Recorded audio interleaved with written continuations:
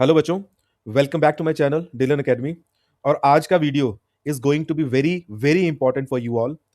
आप सबसे रिक्वेस्ट ये है कि इस पूरे वीडियो को देखना, एंड तक देखना, क्योंकि इस वीडियो में we are going to do all the possible MCQs from all the chapters and all the topics of physics. And इन क्वेश्चंस को करने के बाद एक बात की श्योरिटी मैं दे सकता हूं कि इनके अलावा कोई भी क्वेश्चन आपको आएगा एमसीक्यू, तो वो आप मिस नहीं करोगे, आप उन क्वेश्चंस को भी कर पाओगे 100%। तो let's start with the first question. तो फर्स्ट क्वेश्चन क्या कह रहा है, देखो। The colour of light for which the refractive index of the glass is minimum. तो कौन सा कलर है येलो, रेड, ग्रीन, वायलेट में से जिसके लिए refractive index of the glass minimum होगा? सिंपल समझो, रिफ्रैक्टिव इंडेक्स मिनिमम का मतलब कौन सा कलर लीस्ट बेंड होगा। ठीक है, रिफ्रैक्टिव इंडेक्स ज्यादा का मतलब होता है ज्यादा बेंडिंग। ठीक है, तो इसका मतलब हमें यह देखना है कि ग्लास में से कौन सा कलर सबसे कम बेंड होगा। तो सबसे कम बेंड कौन होगा? जिसकी स्पीड सबसे ज्यादा होगी। सबसे ज्यादा स्पीड किसकी होती है? रेड कलर की। इसका मतलब ये लीस्ट बेंडिंग शो करेगा, लीस्ट बेंडिंग। ठीक है, इसकी क्यों? क्योंकि स्पीड सबसे ज्यादा होती है। Speed is more than any other colour, more than any other colour. ठीक है, और ऐसा क्यों होता है? क्योंकि इसकी वेवलेंथ बहुत ज्यादा होती है। ठीक है, इन सभी कलर्स में जो 7 बेसिक कलर्स होती हैं, उनमें से सबसे हाईएस्ट वेवलेंथ होती है हमारे रेड कलर की। Alright, refractive index of diamond with respect to glass is 1.6. all right, if the absolute refractive index, देखो एक तो दिया है यहां पर refractive index of diamond with respect to, मतलब एक दिया है हमें relative refractive index of diamond with respect to the glass, which is 1.6, right? And apart from this, what other information do we have is absolute refractive index of the glass. And absolute means absolute. Absolute means we are not relating the refractive index of glass with any other medium. All right, so absolute refractive index of glass is 1.5. all right, now what is the formula for the relative refractive index of diamond with respect to glass? तो अगर मैं mu DG का मतलब यहां पर क्या है? Refractive index of diamond with respect to glass. ठीक है, तो इसका फॉर्मूला क्या होगा? इसका फॉर्मूला कुछ ऐसे होगा।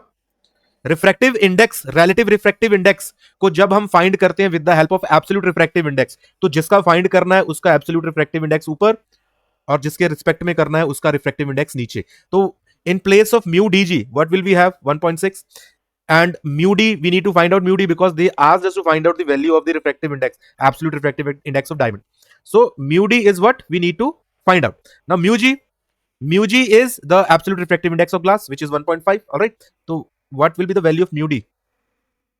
It will be 1.6 into 1.5, which will be 16 into 15 will be 240, so it will give you 2.4. alright, क्या देगा हमें? 2.4. and there is no unit of refractive index. ठीक है, refractive index जो होते हैं are unitless. refractive index is unitless. okay, इसकी कोई यूनिट नहीं होती, कारण ऊपर भी रिफ्रैक्टिव इंडेक्स है, नीचे भी। और अगर वेलोसिटी के केस में लिखूंगा refractive index of diamond with respect to glass, तो जिसके रिस्पेक्ट में निकाल रहे हैं उसमें जो वेलोसिटी होगी लाइट की, वो ऊपर आएगी और नीचे आएगी जिस मीडियम के लिए रिफ्रैक्टिव इंडेक्स हम निकाल रहे हैं। ठीक है, तो यहां पर उल्टा है। ये देखो, ये जी नीचे है, यहां पर वी के केस में जी ऊपर है, या डी ऊपर है और वी के केस में डी नीचे आ जाएगा, but we are finding the same value, refractive index of diamond with respect to glass. ठीक है, तो ये फॉर्मूला है। अगला क्वेश्चन देखेंगे। In torch light and headlight of vehicles the bulb is placed. देखो भाई, सिंपल है। जो टॉर्च है, टॉर्च में भी बैकग्राउंड में एक रिफ्रैक्टर लगा होता है। क्या लगा होता है? रिफ्रैक्टर। और ये रिफ्रैक्टर होता है कॉनकेव। कारण क्यों कॉनकेव क्यों होगा? क्योंकि कॉनकेव होता है कन्वर्जिंग मिरर। ठीक है, क्या होता है? कन्वर्जिंग मिरर होता है। तो ये क्या करेगा? हम क्या करेंगे, जो बल्ब होगा ना वो फोकस पे रखेंगे। ठीक है, क्यों रखेंगे फोकस पे? क्योंकि जब फोकस से लाइट जाएगी, जितनी भी रेज ऑफ लाइट जो है जाके बैकवर्ड बिहाइंड जाके रिफ्रैक्टर से स्ट्राइक करेंगी, रिफ्लेक्ट होंगी, तो सभी रिफ्लेक्शन के बाद पैरेलल हो जाएंगी। और यही पर्पस होता है टॉर्च का, ठीक है, सर्च लाइट का या हेडलाइट का, कि हमें बीम ऑफ लाइट जो है वो प्रोवाइड हो। क्यों?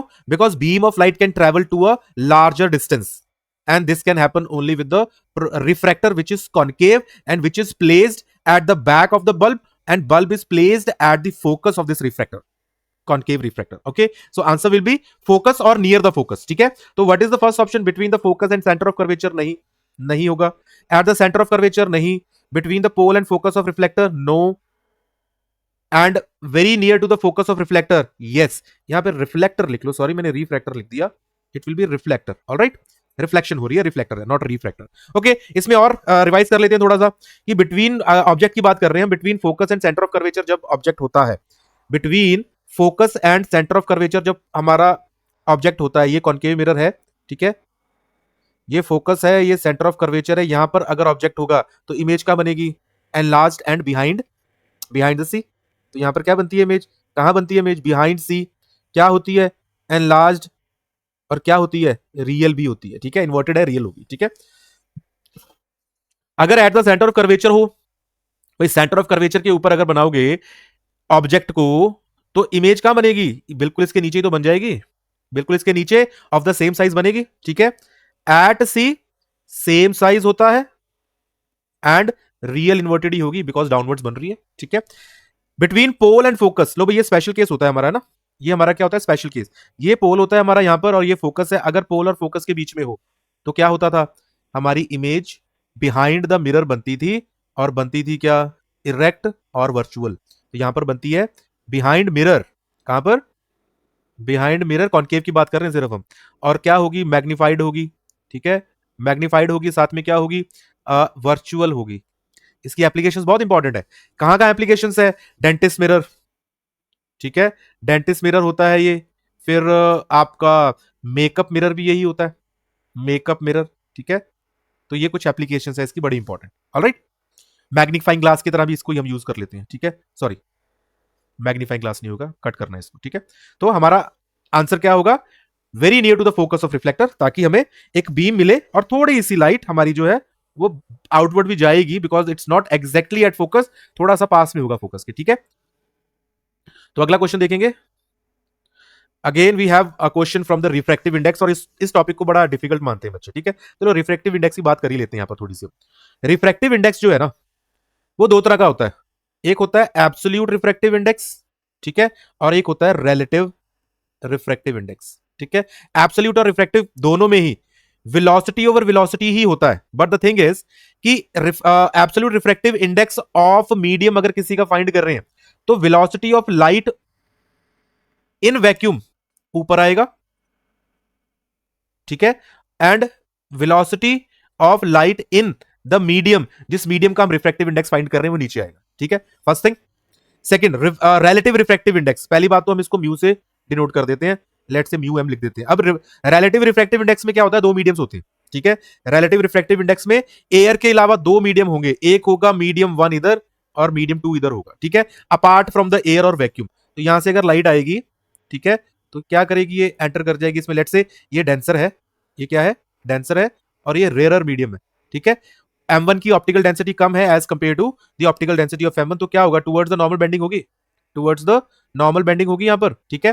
तो ये आई होगा और ये एंगल ऑफ रिफ्रैक्शन होगा। चलो, तो हमें क्या फाइंड करना है, ये दो मीडियम्स का आपस में रिलेटिव रिफ्रैक्टिव इंडेक्स अगर फाइंड करना है हमें, तो हम कैसे फाइंड करेंगे, मैं कह देता हूं म्यू वन टू का मतलब है refractive index of one with respect to two, ठीक है। अब इसमें अगर वेलोसिटी यूज करनी है, दो तरीके से फाइंड कर सकते हैं रिलेटिव रिफ्रैक्टिव इंडेक्स, एक एब्सोल्यूट रिफ्रैक्टिव इंडाइसिस को यूज करके, अगर मैं वन का फाइंड कर रहा हूं विद रिस्पेक्ट टू टू, तो मैं वन का एब्सोल्यूट ऊपर लूंगा और टू का एब्सोल्यूट नीचे लूंगा। बट अगर मैं फाइंड कर रहा हूं वेलोसिटीज के साथ, स्पीड ऑफ लाइट के साथ, तो स्पीड ऑफ लाइट उस मीडियम की में जो है लाइट की, वो ऊपर आएगी जिस मीडियम के रिस्पेक्ट में हम फाइंड कर रहे हैं। जैसे यहां पर मैं मीडियम टू के रिस्पेक्ट में वन का फाइंड कर रहा हूं रिफ्रैक्टिव इंडेक्स, और velocity of light in medium one, जिस मीडियम का मैं रिफ्रैक्टिव इंडेक्स फाइंड कर रहा हूं, उसमें जो वेलोसिटी होगी लाइट की, वो डिनोमिनेटर में आएगी। तो ये हमारे फॉर्मूला है जो यूज करनी, ठीक है। तो अब देखते हैं क्वेश्चन क्या है, देख लो क्वेश्चन क्या है, थोड़ा इसको छोटा कर लेता हूं मैं, ठीक है, इसको साइड में कर लेते हैं, ठीक है, याद रहेगा आपको। तो क्वेश्चन क्या कह रहा है, absolute refractive index of glass and water, मतलब ग्लास का भी एब्सोल्यूट रिफ्रैक्टिव इंडेक्स दिया है और वाटर का भी एब्सोल्यूट रिफ्रैक्टिव इंडेक्स दिया है। If speed of light in glass, speed of light in glass is 2 into 10 raised to the power 8 metre per second, तो कह रहा है क्या, speed of light in water find करो, मतलब we need to find out VW, ठीक है। तो कौन सा फॉर्मुला लगाएंगे, इसके साथ वेलोसिटी वाला फॉर्मुला लगा देंगे, सॉरी वेलोसिटी वाला क्यों लगाएंगे, एब्सोल्यूट दिए है ना हमें, तो इन दोनों को ले लेंगे हम, ये दोनों सेम ही है। सो देयरफॉर हमें क्या पता है, mu G over nu W equals to V W over V G, ये आएगा, ध्यान रखना है। अगर मैं यहां पर जी ऊपर ले रहा हूं तो यहां वी के केस में नीचे आएगा, अगर मैं यहां पर डब्ल्यू ऊपर ले रहा हूं, नीचे ले रहा हूं, तो वी डब्ल्यू ऊपर आएगा। ठीक है, अब यहां पर वैल्यूज फिल करो। वैल्यूज क्या है हमारे पास, ये है 3/2 और उसके नीचे है हमारे पास 4/3 इक्वल्स टू क्या है, वी डब्ल्यू, तो we need to find, and what is v g, 2 into 10⁸ ये 3 जाके ऊपर मल्टीप्लाई 9, ये नीचे आके 8, इसका मतलब 9/8 equals to V W over 2 into 10⁸ ठीक है, तो इसको इधर मल्टीप्लाई करो तो क्या मिलेगा, वी डब्ल्यू इक्वल्स टू 9/8 मल्टीप्लाई 2 इंटू 10⁸, यहां से 2 4 पे जाएगा, तो क्या बचेगा, 9/4 into 10⁸ metre per second. So where is our answer, 9, this is our answer बेटा। ठीक है, ये हमारा आंसर है। ध्यान से देख लो इसको, अच्छा क्वेश्चन भी है और कंसेप्ट भी आपको मैंने बताया इसमें। अगला क्वेश्चन देखेंगे। देखो भाई, this question is again from the light chapter, okay, तो लाइट चैप्टर से ही क्वेश्चन है ये हमारा दोबारा। तो क्या कह रहा है क्वेश्चन, देखो जरा, let's change the colour of the pen भाई पहले तो mirror X is use to concentrate, concentrate मतलब कन्वर्ज, तो मिरर एक्स क्या कर रहा है, कन्वर्ज कर रहा है, मतलब यहीं से पता लग गया मुझे, सिंपल बात।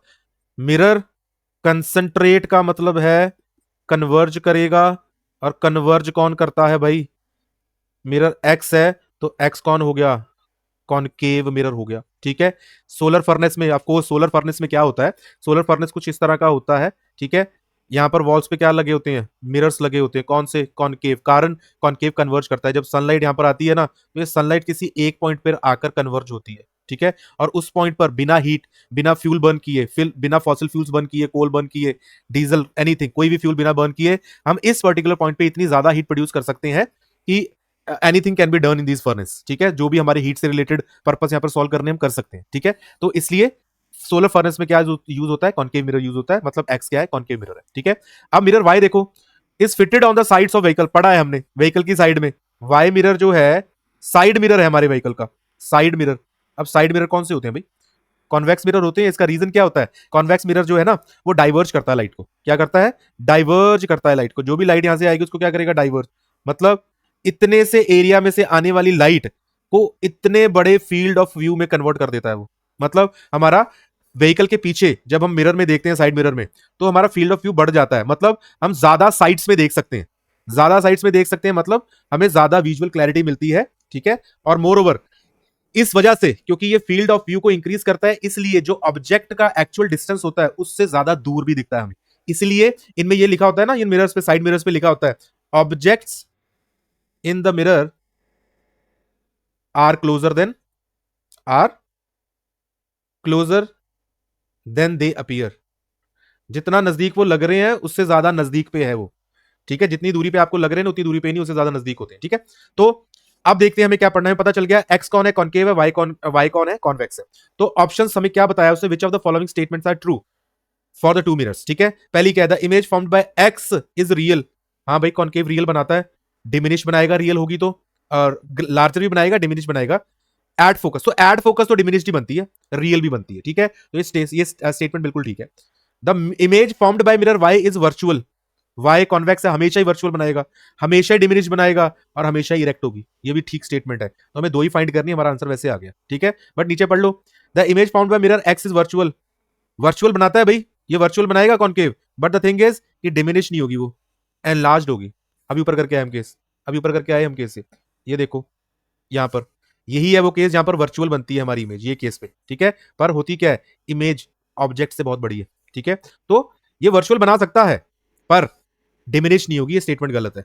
ठीक है, इमेज फाउंड बाय रियल, नहीं भाई रियल नहीं बनाएगा, कॉन्वेक्स तो कभी रियल नहीं बनाएगा, कॉन्वेक्स हमेशा क्या बनाएगा, वर्चुअल इमेज ही बनाएगा। So we have B as our answer. Next question देखेंगे,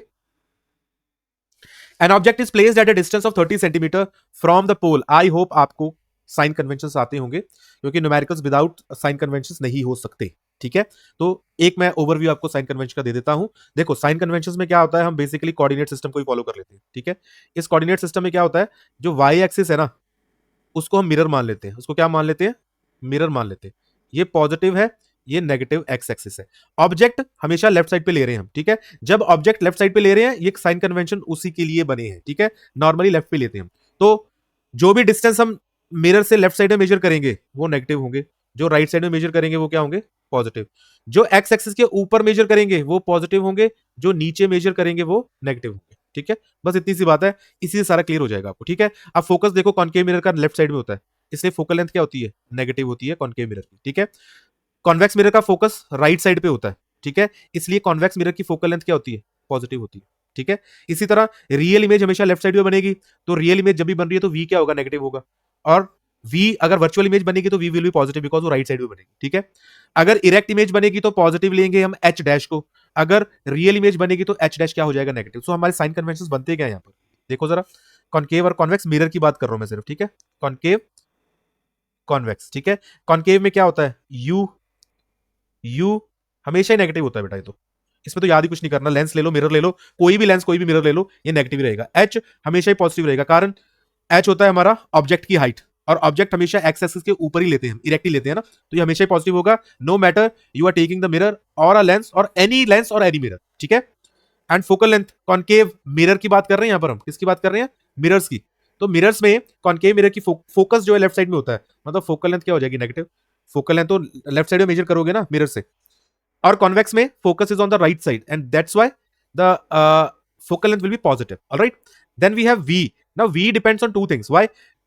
In concave mirror we have real as well as virtual images. ठीक है, तो रियल इमेज जो है वो लेफ्ट साइड में बनती है, क्योंकि v क्या है, देखो, क्योंकि v is the distance of the image from the mirror, तो रियल इमेज लेफ्ट साइड में बनेगी, तो v क्या हो जाएगा, नेगेटिव, क्योंकि लेफ्ट साइड में मेजर करना पड़ेगा मिरर से। ठीक है, और अगर वर्चुअल होगी तो हम राइट साइड में मेजर करेंगे तो क्या होगा, पॉजिटिव हो जाएगा भी। बट इसमें क्या होता है, इसमें तो हमेशा ही वर्चुअल इमेज बनती है ना, तो यहां पर तो हमेशा ही पॉजिटिव होगा। ठीक है, now we are left with h dash. H dash क्या है, again the same thing. H dash के केस में भी हमें रियल और वर्चुअल देखना पड़ेगा। अगर रियल होगा तो इन्वर्टेड इमेज होगी, इन्वर्टेड इमेज मतलब एक्स एक्सिस से नीचे, मतलब नेगेटिव होगा एच डैश। और वर्चुअल होगा अगर, तो एक्स एक्सिस से ऊपर, ऊपर मतलब इरेक्ट, इरेक्ट मतलब पॉजिटिव। ठीक है, और यहां पर तो वर्चुअल इमेज ही होती है, तो यहां पर भी क्या हो जाएगा, वी विल हैव पॉजिटिव। अब m आ गया, m का वही साइन होगा जो h डैश का होगा भाई, ध्यान रखना, चाहे लेंस है चाहे मिरर है। ठीक है, जो h डैश का साइन है वही हमारा क्या होगा, m का साइन होगा। अब देखो इंटरेस्टिंग बात क्या है यहां पर, इंटरेस्टिंग बात यह है कि कॉन्वेक्स में सिर्फ यही नेगेटिव है u, बाकी सब कुछ पॉजिटिव है। Everything else in the convex mirror is positive except u, सिर्फ u नेगेटिव है, बाकी सब कुछ पॉजिटिव है। मिरर्स में रियल है तो नेगेटिव, वर्चुअल है तो पॉजिटिव, सिंपल। रियल है तो वी भी नेगेटिव होगा, एच डैश भी नेगेटिव होगा, एम भी नेगेटिव होगा। और अगर वर्चुअल है तो वी भी पॉजिटिव होगा, एच डैश भी पॉजिटिव होगा, और एम भी पॉजिटिव होगा। लेंसेस में ये उल्टा हो जाएगा, लेंसेस में सब कुछ उल्टा हो जाएगा, सिर्फ इन दो चीजों को छोड़ के, इन दो को छोड़ देना, बाकी सब कुछ उल्टा होगा। ठीक है जी, बाकी सब कुछ उल्टा हो जाना है। ठीक है, चलो तो अब क्वेश्चन देख लेते हैं। तो क्वेश्चन क्या कहता है, N object is placed eight a distance of 30, मतलब ऑब्जेक्ट का डिस्टेंस दिया है, मतलब यू दिया है, और यू तो हमेशा नेगेटिव होता है एज आई सेड। ठीक है, फ्रॉम द पोल, पोल का मतलब कॉनकेव मिरर से, कॉनकेव मिरर है मतलब फोकल लेंथ नेगेटिव होनी चाहिए इसकी। ठीक है, if it's real and inverted image is formed at 60 centimetre, real image बन रही है मतलब वी क्या होगा, नेगेटिव होगा। कितने डिस्टेंस में बन रही है, 60 सेंटीमीटर पे, तो वी नेगेटिव है। द फोकल लेंथ फाइंड करनी है, तो फोकल लेंथ का formula, what is the mirror formula, mirror formula क्या होता है भाई, मिरर फॉर्मूला होता है 1/f equals to 1/v plus 1/u। ठीक है, तो इसमें f तो फाइंड करना है हमें। What is v, -60, what is u, -30। सबसे पहला काम माइनस ऊपर लेके जाओ, तो यहां पर माइनस ऊपर जाएगा ये वाला, तो माइनस प्लस माइनस हो जाएगा, मतलब -1/30, एलसीएम 60 आएगा, -1 -2। आई होप एलसीएम लेना आपको आता हो। ठीक है, तो यहां पर बन जाएगा -3/60, कटिंग होगी तो -1/20, मतलब 1/f आया ना, हमें तो f चाहिए, तो reciprocating both sides will get f equals to -20 centimetre. So this is our answer. ठीक है, अगला क्वेश्चन देखेंगे। बड़ा इंपॉर्टेंट क्वेश्चन है बेटा, ये बड़ा ही इंपॉर्टेंट क्वेश्चन है, इसको आप नहीं छोड़ सकते। ठीक है, देखो क्या है, सिंपल बात है, बोल रहा है an optical device which always produces images of m equals to +1, ऐसी ऑप्टिकल डिवाइस कौन सी है जिसमें m हमेशा पॉजिटिव बनाता है। पहले तो m इक्वल्स टू +1 का मतलब समझ लो, पॉजिटिव का मतलब है वर्चुअल इमेज, पॉजिटिव का मतलब क्या है, वर्चुअल, अभी हम करके भी आए थे। ठीक है, वर्चुअल इमेज, कारण h डैश पॉजिटिव होता है फॉर वर्चुअल इमेज, और m भी पॉजिटिव होगा वर्चुअल इमेज के लिए। और 1 का मतलब है सेम साइज। सोचो मिरर में कौन सा केस है जहां पर वर्चुअल इमेज भी बनती हो और साइज भी सेम हो, मिरर में रियल इमेज थी हमारे पास, मिरर में ये था ना केस सी वाला, सेम साइज की इमेज तो बनती है, पर वर्चुअल तो नहीं है ना, ये वर्चुअल नहीं है, ये रियल इमेज है, तो हमें वर्चुअल इमेज चाहिए, तो ये केस तो नहीं लेंगे हम। तो वर्चुअल भी हो और साथ में सेम साइज भी हो। ये तो घर पे लगा हुआ मिरर है हमारा, कौन सा, जिसमें सुबह उठ के आप मुंह देखते हो, क्रीम लगाते हो और बाल को कंघी करते हो, ठीक है। तो हमारे घर पे लगा हुआ है प्लेन मिरर, हमारे घरों में लगा है प्लेन मिरर, और प्लेन मिरर है जिसमें वर्चुअल इमेज हमेशा ही बनेगी, और साइज ऑफ इमेज भी हमारा जो ऑब्जेक्ट के बराबर ही होगा, और distance of image from the mirror उतना ही होगा इनसाइड द मिरर जितना डिस्टेंस हमारा ऑब्जेक्ट हमारा मिरर से होगा, ऑब्जेक्ट का मिरर से होगा। तो इसका मतलब m equals to +1 will be for plane mirror, ठीक है। और अगर m इक्वल्स टू -1 आ जाए, -1 आ जाए, तो ये कॉन्केव मिरर होगा भाई, कारण जो केस मैंने अभी बताया आपको, कॉन्केव मिरर या फिर कॉन्वेक्स लेंस होगा, ठीक है। कॉन्केव मिरर होगा या कॉन्वेक्स लेंस होगा, क्योंकि कॉन्केव मिरर और कॉन्केव लेंस में जब आप C या 2f1 पे ऑब्जेक्ट रखोगे तो आपको सेम डिस्टेंस पे सेम साइज की रियल इमेज मिलेगी। तो -1 का मतलब होगा रियल इमेज और 1 का मतलब होगा सेम साइज, ठीक है। आई होप समझ लगा होगा। अगला क्वेश्चन करेंगे हम। A bifocal lens used for correction of press, पहले तो प्रेस बायोपिया देख लो क्या होती, कौन सी बीमारी है भाई। प्रेस बायोपिया वो है जिसमें प्रॉब्लम हो जाती है, प्रॉब्लम विद नियर ऑब्जेक्ट्स को देखने में भी, नियर विजन में भी प्रॉब्लम होती है, ठीक है। और problem with far vision as well. मतलब ये होता क्यों, देखो ये होता तब है जब कोई इंसान बूढ़ा हो जाता है, ठीक है। व्हेन वी गेट ओल्डर, हमारे जो द सिलेरी मसल्स ना, वो सिलेरी मसल्स गेट स्टिफन, उनकी जो एकोमोडेशन होती है ना, एकोमोडेशन ऑफ एन आई, वो रिड्यूस हो जाती है। Moreover the lens of the eye also become stiff, जो कि क्रिस्टलाइन फ्लेक्सिबल लेंस होता है जवानी में, but when we get older ये दोनों चीजें स्टिफ हो जाती है। मतलब अब ना तो सिलेरी मसल में दम है कि वो लेंस को खींच ले और दबा दे, और ना ही लेंस इतना फ्लेक्सिबल है कि उसको दबाया और खींचा जा सके। इसलिए क्या होता है, प्रेस बायोपिया के केस में एक पर्सन की निगाह जो होती है ना, आई साइट जो होती है, वो एक पर्टिकुलर डिस्टेंस पे फिक्स हो जाती है। उस पर्टिकुलर डिस्टेंस पे लेट से 100 सेंटीमीटर ही है, 100 सेंटीमीटर पे अगर कोई ऑब्जेक्ट है तो क्लियर दिख रहा है, उसके पीछे भी नहीं दिखेगा क्लियर, उसके आगे भी क्लियर नहीं दिखेगा। मतलब 101 102 पे ले जाओगे तो भी क्लियर नहीं, और अगर 98 सेंटीमीटर 99 सेंटीमीटर पे ले आओगे तब भी क्लियर नहीं दिखेगा। ये होता है प्रेस बायोपिया। मतलब हमें दूर के लिए भी करेक्शन करनी पड़ेगी और नजदीक के लिए भी, इसलिए हम कहते हैं बायफोकल लेंस हमें यहां पर यूज करेंगे, ठीक है। तो यहां पर कैसा लेंस यूज होता है देख लो, इसमें ऊपर लगेगा फार विजन को करेक्ट करने के लिए लेंस, ठीक है, और नीचे लगेगा नियर विजन पढ़ने के लिए, ठीक है, पढ़ने के लिए जो है वो नीचे लगेगा, ठीक है। तो ऊपर कौन सा लगेगा, कॉनकेव लेंस यूज करेंगे दूर के विजन के लिए, ठीक है। और इसको जो नियर विजन है उसके लिए हम क्या करेंगे, कॉन्वेक्स लेंस यूज करेंगे, ठीक है। तो प्रेस बायोपिया में बेसिकली हम बायफोकल लेंस यूज करते हैं जिसमें अपर पार्ट जो होता है उसमें कॉनकेव लेंस लगा होता है, ठीक है, ताकि हमारा दूर का विजन ठीक हो सके, दूर के ऑब्जेक्ट को डिस्टिंक्टली हम जो है देख सकें। और convex lens is used in the lower part of the bifocal lens for correction of the near vision, so that we can read the newspaper, read the this books very easily, distinctly हमें दिख सके, ठीक है। तो ये होता है presbyopia और ये होती है उनकी करेक्शंस, ठीक है, याद रखना है। तो अब देखते हैं आंसर क्या है इसका। The upper portion is of convex lens, नहीं गलत है, ठीक है। The upper portion is concave lens, ठीक है, फॉर नियर, नहीं नियर के लिए नहीं होता, कॉन्केव होता है but not for near vision. The upper portion is concave lens for distinct vision, distant vision, and lower part is convex lens for near vision. ये बिल्कुल ठीक स्टेटमेंट लग रहा है, ठीक है। तो सी विल बी आर आंसर।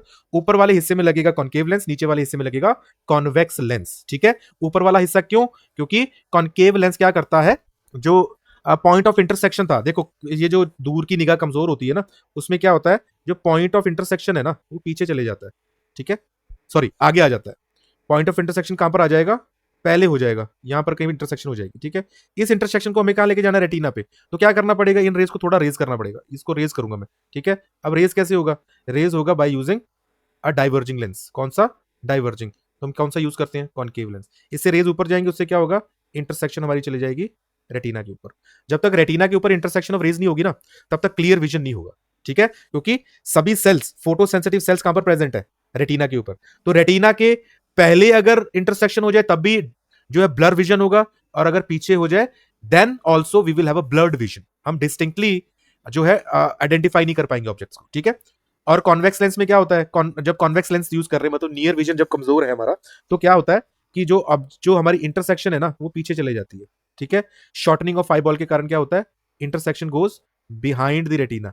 अब यहां से क्या करना है, इसको वापस रेटिना पे लेके आना है, तो क्या करेंगे, रेस को थोड़ा नजदीक लेके आएंगे यहां से, ठीक है। तो क्या करना पड़ेगा, कन्वर्जिंग लेंस लगा देंगे फिर, ठीक है। क्योंकि कन्वर्जिंग लेंस क्या करता है, कन्वर्ज करता है, यहां से कन्वर्ज करेगा तो क्या होगा, हमारा रेटिना के ऊपर इंटरसेक्शन आ जाएगा, ठीक है। तो हमारा आंसर क्या होगा, सी होगा इसका answer. Let's move to the next question. Rays from sun converge at a point 15 centimetre from sorry in front of a concave mirror. तो rays from the sun, sun is very far from us, right. तो rays from the sun are considered to be travelling parallel. और जब भी कोई parallel रे आती है ना, तो कॉन्केव मिरर से टकराएगी, रिफ्लेक्ट होगी, तो वो इंटरसेक्ट कहां पर करेंगे, after reflection. After reflection they will intersect at a distance which is equal to the focal length of the mirror, ठीक है। यहां पर मान लेते हैं यहां पर इंटरसेक्शन हो रही है, ठीक है। तो ये डिस्टेंस उतना डिस्टेंस होगा जितनी हमारी फोकल लेंथ है, मतलब यहां पर कहीं फोकस है हमारा, और बिल्कुल फोकस के नीचे क्या हो रही है, इंटरसेक्शन हो रही है। तो इससे इनडायरेक्टली हमें दे क्या दिया उन्होंने, उन्होंने बता दिया कि फोकल लेंथ कितनी है, 15 सेंटीमीटर, ठीक है। तो where should an object be place so that the size of its image is equal to the size of object. तो बता दिया ना उसने कॉन्केव मिरर में। इतने से हमें ये पता लग गया कि फोकल लेंथ 15 सेंटीमीटर है। तो अब केस कौन सा पूछ रहा है, केस ये पूछ रहा है कि वो वाली पोजीशन बताओ हमारी जहां पर रखने से सेम साइज की इमेज मिलेगी। कॉन्केव मिरर में कौन है भाई, वो तो सेंटर ऑफ कर्वेचर है। सेंटर ऑफ कर्वेचर पे अगर ऑब्जेक्ट पड़ा हो तो इमेज बिल्कुल सेम डिस्टेंस पे सेम साइज की बनती है। और सेंटर ऑफ कर्वेचर कितना दूर होगा पोल से, अगर हमारा फोकस 15 सेंटीमीटर है, डबल होगा। कितना होगा, डबल। क्योंकि जो सीपी है ना, सीपी, ये सीपी होता है radius of curvature, radius of curvature मतलब आर, जो कि डबल होता है फोकल लेंथ का। तो डबल होता है फोकल लेंथ का, तो 2 into 15 will give you 30 centimetre. 30 centimetre in front of the mirror हम रखेंगे ऑब्जेक्ट को अगर इस केस में, तो हमें सेम साइज की सेम डिस्टेंस पे इमेज ऑब्टेन हो जाएगी। अभी तक सब कुछ समझ लग रहा है। देखो अगर कोई क्वेश्चन कर रहे हैं उसके साथ के कॉन्सेप्ट भी हम क्लियर करके चल रहे हैं, ताकि आपकी सारी की सारी तैयारी हो, सिर्फ ऑब्जेक्टिव क्वेश्चंस ना हो, कॉन्सेप्ट क्लैरिटी भी साथ में होगी आपकी, ठीक है। सारी वीडियो देख के जाना है, सब्सक्राइब जरूर करना है, ठीक है। ऐसा कंटेंट लाने में बहुत टाइम लगता है, ठीक है। तो प्लीज सब्सक्राइब जरूर कर लेना और कमेंट जरूर कर दिया करो लाइक करने के साथ। How will the image found by a convex lens be affected if the upper half of the lens is wrapped with black. कुछ नहीं होगा भाई, एनसीईआरटी क्वेश्चन है, ठीक है। कॉन्वेक्स लेंस ले लिया आपने, कॉन्वेक्स लेंस का ये प्रिंसिपल एक्सिस है, इसको हाफ को कवर कर दिया। ये हाफ को कवर करने से ये जो ऑब्जेक्ट से रेज, कुछ रेज ब्लॉक कर देगा ना, ये कुछ रेज ब्लॉक करेगा, कुछ रेज तो ब्लॉक कर देगा, पर कुछ रेज को ब्लॉक तो नहीं कर पाएगा ना। अब जहां पर इमेज बननी चाहिए, अगर ये सी पर है, ठीक है, तो सॉरी सी पे नहीं 2F1 पे है, तो यहाँ 2F2 के नीचे इमेज बननी चाहिए ना, तो बनेगी। पोजीशन वही रहेगी, इमेज यही बनेगी, साइज ऑफ द इमेज भी वही रहेगा, कोई फर्क नहीं पड़ने वाला। ये सारी बाकी बची हुई इमेजेस, रेज जो है, जो रेज पास हो पा रही हैं, वो सारी इसी पॉइंट से इंटरसेक्ट करके निकलेंगी, यहीं पर इमेज बनेगी। फर्क क्या होगा, आधी रेस पहुंच रही है, आधी भी मत मानो, कुछ रेस पहुंच रही है, कुछ रेस ब्लॉक कर रही है, ब्लॉक कर ली है हमारे लेंस ने, हमारे कपड़े ने, ब्लैक कवर ने। इसलिए brightness of the object will reduce, but size पे कोई फर्क नहीं पड़ेगा, पोजीशन ऑफ ऑब्जेक्ट पे कोई फर्क नहीं पड़ेगा, ठीक है। इसका मतलब C will be your answer, brightness of the image will reduce, nothing else will happen to the image, not to the position, not to the size of the image. Alright, next question देखेंगे।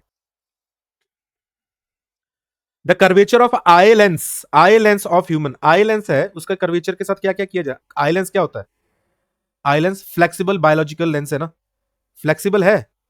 तो अगर flexible है तो इसको ऊपर भी खींचा जा सकता है, ठीक है, और इसको प्रेस भी किया जा, स्ट्रेच भी किया जा सकता है, और कंप्रेस भी किया जा सकता है। इसका मतलब इसकी कर्वेचर जो है वो चेंज हो सकता है, उसको इंक्रीज भी कर सकते हैं और डिक्रीज भी। मतलब कर्वेचर इसका ज्यादा बड़ा भी हो सकता है, इतना भी हो सकता है कर्वेचर।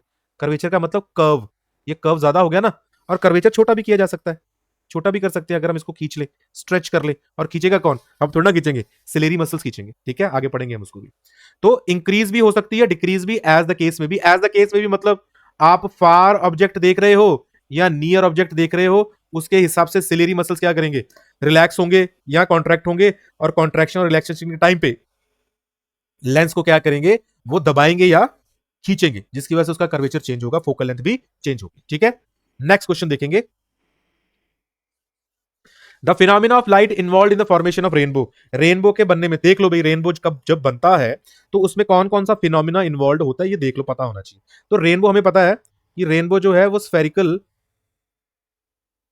प्रिज्म से बनता है। वाटर ड्रॉपलेट्स को हम क्या मानते हैं, स्फेरिकल प्रिज्म्स मानते हैं, ठीक है। तो स्फेरिकल प्रिज्म में क्या होता है, सनलाइट है, ठीक है, let's say sunlight I, white light है ये, सन की लाइट तो व्हाइट लाइट है, all the colours are travelling together, मतलब जो विबग्योर है ना, वो विबग्योर के सारे कलर्स क्या कर रहे हैं, एयर में और वैक्यूम में सेम स्पीड से ट्रेवल कर लेते हैं, ठीक है, अगर ज्यादा दूर ना जाना हो, ठीक है। अब यहां पर सबसे पहले क्या होगा, दो चीजें होगी यहां पर दो चीजें होनी है क्या, एक तो होगी रिफ्रैक्शन मतलब बेंडिंग ऑफ लाइट, और दूसरा होगा dispersion of light as well. Dispersion भी यहीं पर, break down of light into 7 colours भी यहीं पर हो जाना है, यहां पर होगा break down of light into 7 colours, ठीक है। साथ में बेंडिंग ऑफ लाइट भी हो रही है, ठीक है। रिफ्रैक्शन होगी पॉइंट ए पे सबसे पहले। यहां पर क्या होता है, इस पॉइंट पे होती है टोटल इंटरनल रिफ्लेक्शन, मतलब कुछ भी बाहर नहीं आएगा, ऑल दो सारा सरफेस क्या ट्रांसपेरेंट है, बट कुछ एंगल्स होते हैं ऐसे जिन एंगल्स पे अगर लाइट फॉल करे सरफेस पे तो वो रिफ्रैक्ट होने की बजाय, बाहर निकलने की बजाय, दूसरे मीडियम में जाने की बजाय उसी मीडियम में रिफ्लेक्ट बैक कर जाती है, ठीक है, ट्रांसपेरेंट सरफेस होने के बावजूद भी। तो यहां पर टोटल इंटरनल रिफ्लेक्शन होगी, ठीक है। और उसके बाद यहां क्रॉसिंग ओवर होगा, ये इधर जाएगा, ये इधर जाएगा, और यहां पर दोबारा से जाके क्या होगा, बेंडिंग ऑफ लाइट, रिफ्रैक्शन होगी यहां पर दोबारा, यहां पर क्या होगी, रिफ्रैक्शन हो जाएगी। तो सवाल में पूछा क्या है कि फॉर्मेशन ऑफ रेनबो में कौन कौन से फिनोमिना इन्वॉल्व होते हैं, रिफ्लेक्शन पहले आती है नहीं, डिस्पर्शन होता है टोटल इंटर, दो बार रिफ्लेक्शन गलत, रिफ्रैक्शन पहले, दूसरा रिफ्लेक्शन नहीं, डिस्पर्शन साथ में ही होगा, रिफ्रैक्शन डिस्पर्शन स्कैटरिंग नहीं होती, रिफ्रैक्शन डिस्पर्शन इंटरनल रिफ्लेक्शन, ये ठीक है भाई, ठीक है। आई होप समझ लगा होगा। नेक्स्ट क्वेश्चन पे चलेंगे। Most of the refraction of light rays entering the human आई कहां पर होती है, कॉर्निया पे होती है, याद कर लो। जो हमारा कॉर्निया होता है आउटर सरफेस, कॉर्निया, ये कॉर्निया बल्ज्ड आउट पार्ट जो होता है आई का, आई बॉल का, ठीक है, सबसे ज्यादा रिफ्रैक्शन यहीं पर हो जाता है, ये कॉर्निया है भाई, ठीक है। तो maximum refraction happens at cornea, alright. प्यूपिल क्या होता है, प्यूपिल ब्लैक कलर की खाली स्पेस है, वेकेंट स्पेस, ठीक है, किसके बीच में, आइरिस के बीच में। प्यूपिल के साइज को कौन कंट्रोल करता है, आइरिस कंट्रोल करता है, क्यों कंट्रोल करता है, ताकि लाइट जो एंटर करेगी हमारे आई लेंस पे जाने के लिए उसको कंट्रोल किया जा सके, ज्यादा लाइट भी नहीं चाहिए, कम लाइट भी नहीं चाहिए, ठीक है। और क्रिस्टलाइन लेंस तो हमें पता है फ्लेक्सिबल बायोलॉजिकल लेंस होता है, जिसको जिसकी फोकल लेंथ को चेंज किया जा सकता है, और कौन करता है, सिलेरी मसल्स करते हैं, ठीक है। अगला क्वेश्चन देखेंगे, a part of human eye which can modify the curvature of eye, आ गया भाई, आई लेंस के कर्वेचर को जो चेंज करेगा, मतलब फोकल लेंथ चेंज करेगा, फोकल लेंथ चेंज करनी है, ठीक है, कौन करेगा, किसने पकड़ा हुआ आई लेंस को, आई लेंस जो है ना उसको पकड़ा होता है मसल्स ने, जिनको हम सिलेरी मसल्स कह देते हैं, ठीक है। ये मसल्स है, ये सिलेरी मसल्स ने पकड़ा है। तो सिलेरी मसल्स का काम क्या है, एक तो आई लेंस को उसकी पोजीशन पे होल्ड करके रखना, ठीक है, और दूसरा काम क्या है, आई लेंस की फोकल लेंथ या उसके कर्वेचर को चेंज करना। क्यों चेंज करना है, क्योंकि कभी हमने दूर का ऑब्जेक्ट देखना है, कभी हमने नजदीक का देखना है, ठीक है। तो दोनों केसेस में फोकल लेंथ अलग अलग होती है, ठीक है। दूर का देखेंगे तो फोकल लेंथ कम होनी चाहिए, ठीक है, और कम करने के लिए क्या करेगा, ये सिलेरी मसल्स इसको स्ट्रेच करेंगे, खींचेंगे, पतला कर देंगे इसको, ठीक है, तो फोकल लेंथ ज्यादा हो जाएगी, ठीक है। और अगर नजदीक का ऑब्जेक्ट देखना है तो फोकल लेंथ कम करनी पड़ेगी। कम करने के लिए जो हमारा दिस सिलेरी मसल्स हैं वो क्या करेंगे, इसको प्रेस करेंगे, कंप्रेस करेंगे, ठीक है। तो इसका आंसर क्या होगा, हाँ सिलेरी मसल्स होगा इसका आंसर, क्योंकि कर्वेचर ऑफ आईलेंस को कौन चेंज करता है, सिलेरी मसल करते हैं। फोकल लेंथ को कौन चेंज करता है आईलेंस की, सिलेरी मसल्स करते हैं। क्यों करते हैं, क्योंकि हमें दूर के और नजदीक के ऑब्जेक्ट्स को देखना है। अगला सवाल देखेंगे, लो भाई, अगला सवाल क्या है, the possible way to restore clear vision of those people whose eyeball is elongated. Elongated eyeball का मतलब क्या होता है भाई, यहां पर हम बात कर रहे हैं मायोपिया की, जिसको हम नियर साइटेडनेस भी कह देते हैं, नियर साइटेडनेस, ठीक है, नियर साइटेडनेस भी कह देते हैं, ठीक है। मायोपिया से समझ लो कि आप बुक पढ़ पा रहे हो, you can read the book, you can, मतलब ऐसे मान लो, प्रॉब्लम, प्रॉब्लम पढ़ो आप, ठीक है, प्रॉब्लम रीडिंग ब्लैक बोर्ड, आपकी भाषा में, बच्चों की भाषा में ब्लैक बोर्ड पढ़ने में प्रॉब्लम होती है, ठीक है। हाइपरमेट्रोपिया, हाइपरमेट्रोपिया मतलब फार साइटेडनेस, दूर का साफ दिखना, नजदीक की प्रॉब्लम होनी, ठीक है, not able to see the nearby objects clearly but can see clearly the objects which are far away. ठीक है, तो इसमें क्या होता है, इसमें you are having problem reading books, problem reading books,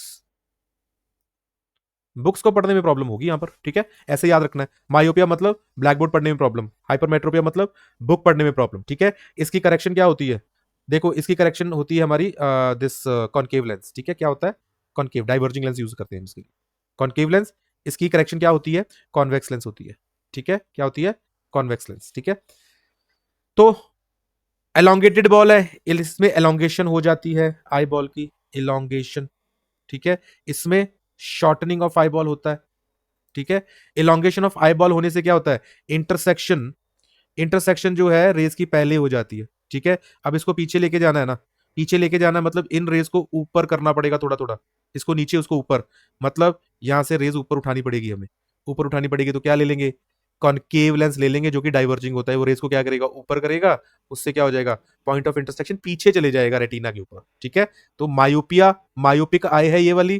ठीक है, ये करेक्टेड आई है, मायोपिक आई बट करेक्ट करने के बाद होगी। ठीक है, तो इसका आंसर क्या होगा, कौन सा लेंस यूज करेंगे हम, कन्वर्जिंग लेंस नहीं यूज कर रहे। ठीक है, हम कन्वर्जिंग लेंस नहीं यूज करेंगे, बायफोकल नहीं, प्रेस बायोपिया थोड़े ना है, कॉनकेव लेंस यूज करेंगे, कॉन्वेक्स लेंस नहीं यूज करेंगे, कॉन्वेक्स लेंस और कन्वर्जिंग लेंस तो सेम ही बात है। ठीक है, तो answer is concave lens, myopia के लिए कॉनकेव लेंस यूज होता है। ठीक है, अगला क्वेश्चन देखेंगे, the clear sky appears blue because, भाई क्लियर स्काई ब्लू क्यों दिखता है, कारण उसका क्या होता है कि एटमोस्फेयर जो है ना हमारा, जब भी सनलाइट एटमोस्फेयर में एंटर करती है, ठीक है, ये एटमोस्फेयर ले लेते हैं, ये हम अर्थ ले लेते हैं, तो सनलाइट मान लो यहां पर है सन। ठीक है, तो जो तो सीधी रेज आएंगी वो तो सीधा सीधा पहुंचेंगी, इसलिए सन क्या दिखता है, व्हाइट दिखता है। क्यों, सारी की सारी रेज ऑब्जर्वर तक पहुंच रही हैं, शॉर्ट डिस्टेंस है ना। अगर सीधी रेज की बात करेंगे तो जो सन से सीधी रेज आ रही हैं वो थोड़ा डिस्टेंस ट्रेवल करके ऑब्जर्वर तक पहुंच रही है। ठीक है, यहां पर स्कैटरिंग होता है, स्कैटरिंग ऑफ लाइट जो फिनोमिना है ना वो यूज होता है, स्कैटरिंग ऑफ लाइट। ठीक है, अब स्कैटरिंग ऑफ लाइट में क्या होता है, ये छोटा सा पार्टिकल है, इसके ऊपर कोई लाइट फॉल करेगी। ठीक है, कंपेरेबल वेवलेंथ की। ठीक है, कोई लाइट आई, इस पे फॉल किया, इसने क्या किया, इस लाइट को एब्जॉर्ब किया, एब्जॉर्ब करने के बाद इसको इधर इधर इधर इधर ऑल अराउंड क्या कर दिया, स्कैटर कर दिया। This is called scattering of light. But इसमें क्या होता है कि जो साइज ऑफ पार्टिकल है वो वेवलेंथ से कंपेरेबल होना चाहिए, मतलब रेड लाइट जो है उसको लार्ज पार्टिकल्स से स्कैटर कर सकते हैं, लार्ज पार्टिकल्स कैन स्कैटर। ठीक है, क्यों, बिकॉज इसकी वेवलेंथ बहुत ज्यादा है, इसकी हाईएस्ट वेवलेंथ है, हाईएस्ट वेवलेंथ है इसकी, है ना, इसकी हाईएस्ट वेवलेंथ होती है। उधर ही उसकी दूसरी साइड पे हमारे पास जो वॉयलेट कलर है, इंडिगो है या ब्लू है, इनकी वेवलेंथ कम होती है ना, तो ये एक तो स्मॉलर पार्टिकल स्कैटर कर देंगे इनको, स्मॉलर पार्टिकल्स कैन स्कैटर। ठीक है, दूसरा जल्दी भी स्कैटर होंगे, अर्ली स्कैटरिंग होगी इनकी, अर्ली स्कैटरिंग। ठीक है, तो क्या होगा, जब यहां से रेज आएंगी ना साइडवेज, जो सीधी रे आएगी वो तो क्या होगी, सीधी सीधी ऑब्जर्वर तक थोड़ा सा डिस्टेंस ट्रेवल करके पहुंच जाएगी, मतलब यहां पर कोई लाइट स्कैटर नहीं होगी, सारी की सारी लाइट्स हमारे ऑब्जर्वर तक पहुंचेगी, इसलिए हमारा सन क्या दिखेगा, इन द आफ्टरनून व्हाइट दिखेगा। ठीक है, पर सन से साइड में देखेंगे जब हम, यहां से जो लाइट रेज जा रही है, ये रेज जा रही है जो, ये रेज बहुत लंबा डिस्टेंस ट्रेवल करेंगी। ठीक है, फिर नीचे जाएंगे हॉराइजन से, यहां से ऑब्जर्व कर हॉराइजन ये है, हॉराइजन का मतलब क्या होता है, जहां पर हम देखें और आसमान और जमीन मिलती हुई दिखे, उस लाइन को, सर्कल को हॉराइजन कहते हैं। हॉराइजन से नीचे हम देख नहीं सकते, हॉराइजन से नीचे हम देख नहीं सकते, ऊपर ऊपर देख सकते हैं। तो यहां पर जो रेज जाएंगी ना, इनमें क्या होगा, यहाँ धीरे धीरे violet colour, red, this indigo colour, blue colour, यहां तक जाते जाते ये तीन चार कलर जो है ना ब्लू वाले, ब्लू पैटर्न वाले, ये स्कैटर हो जाते हैं।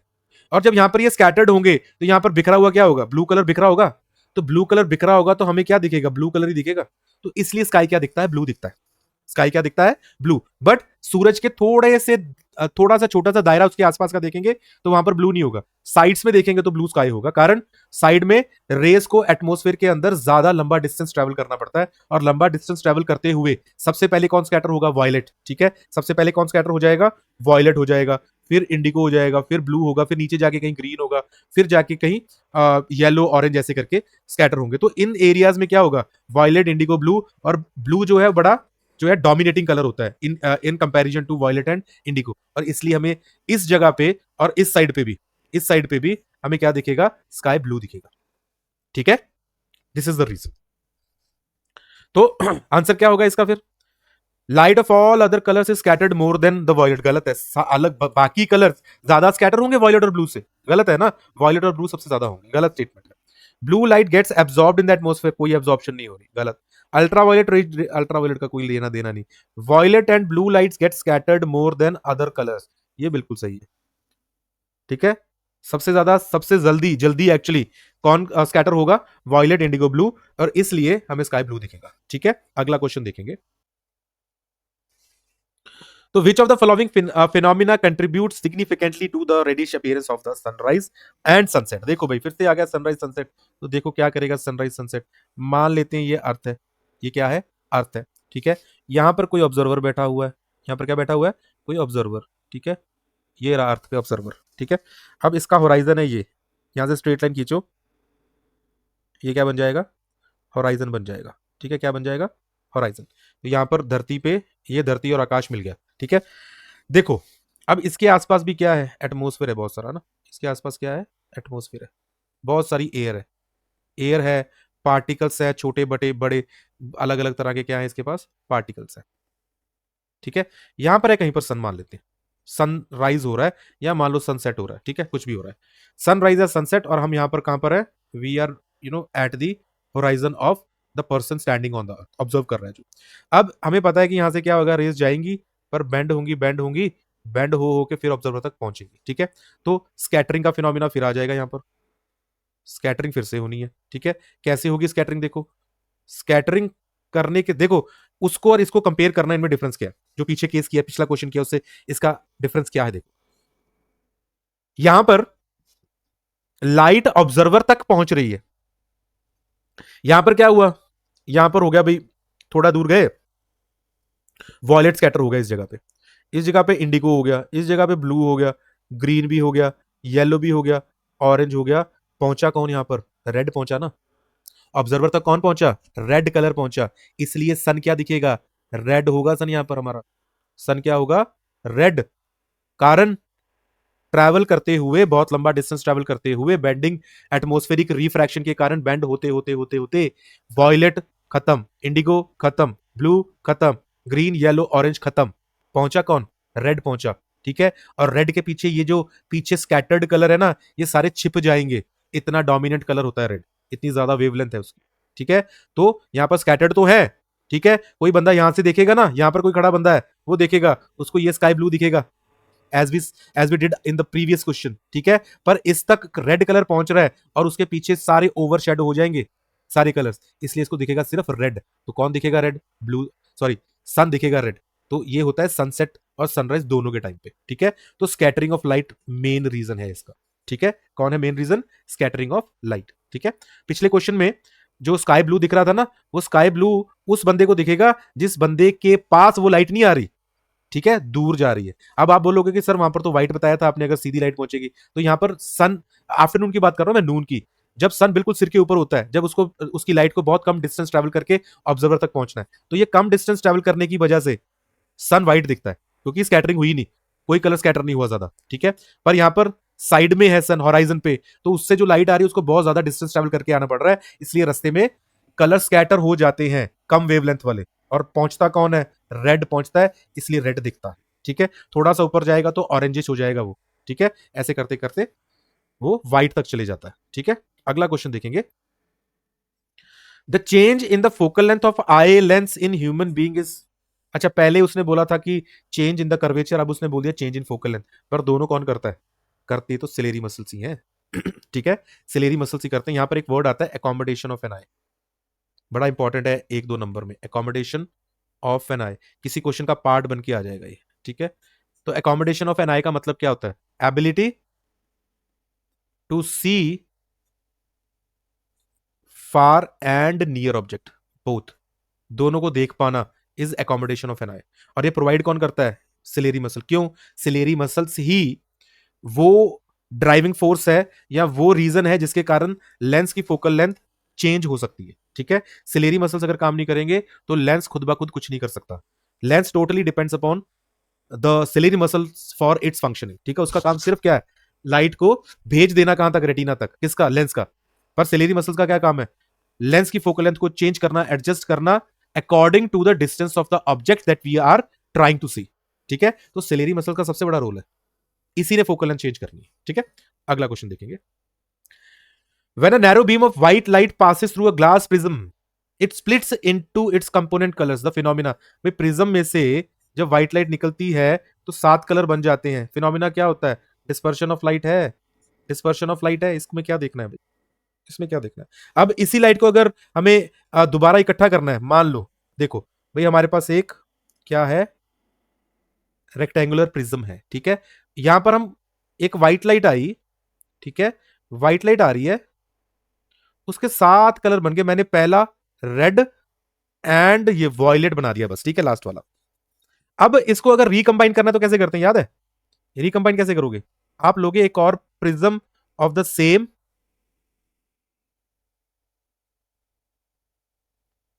Vertical angle.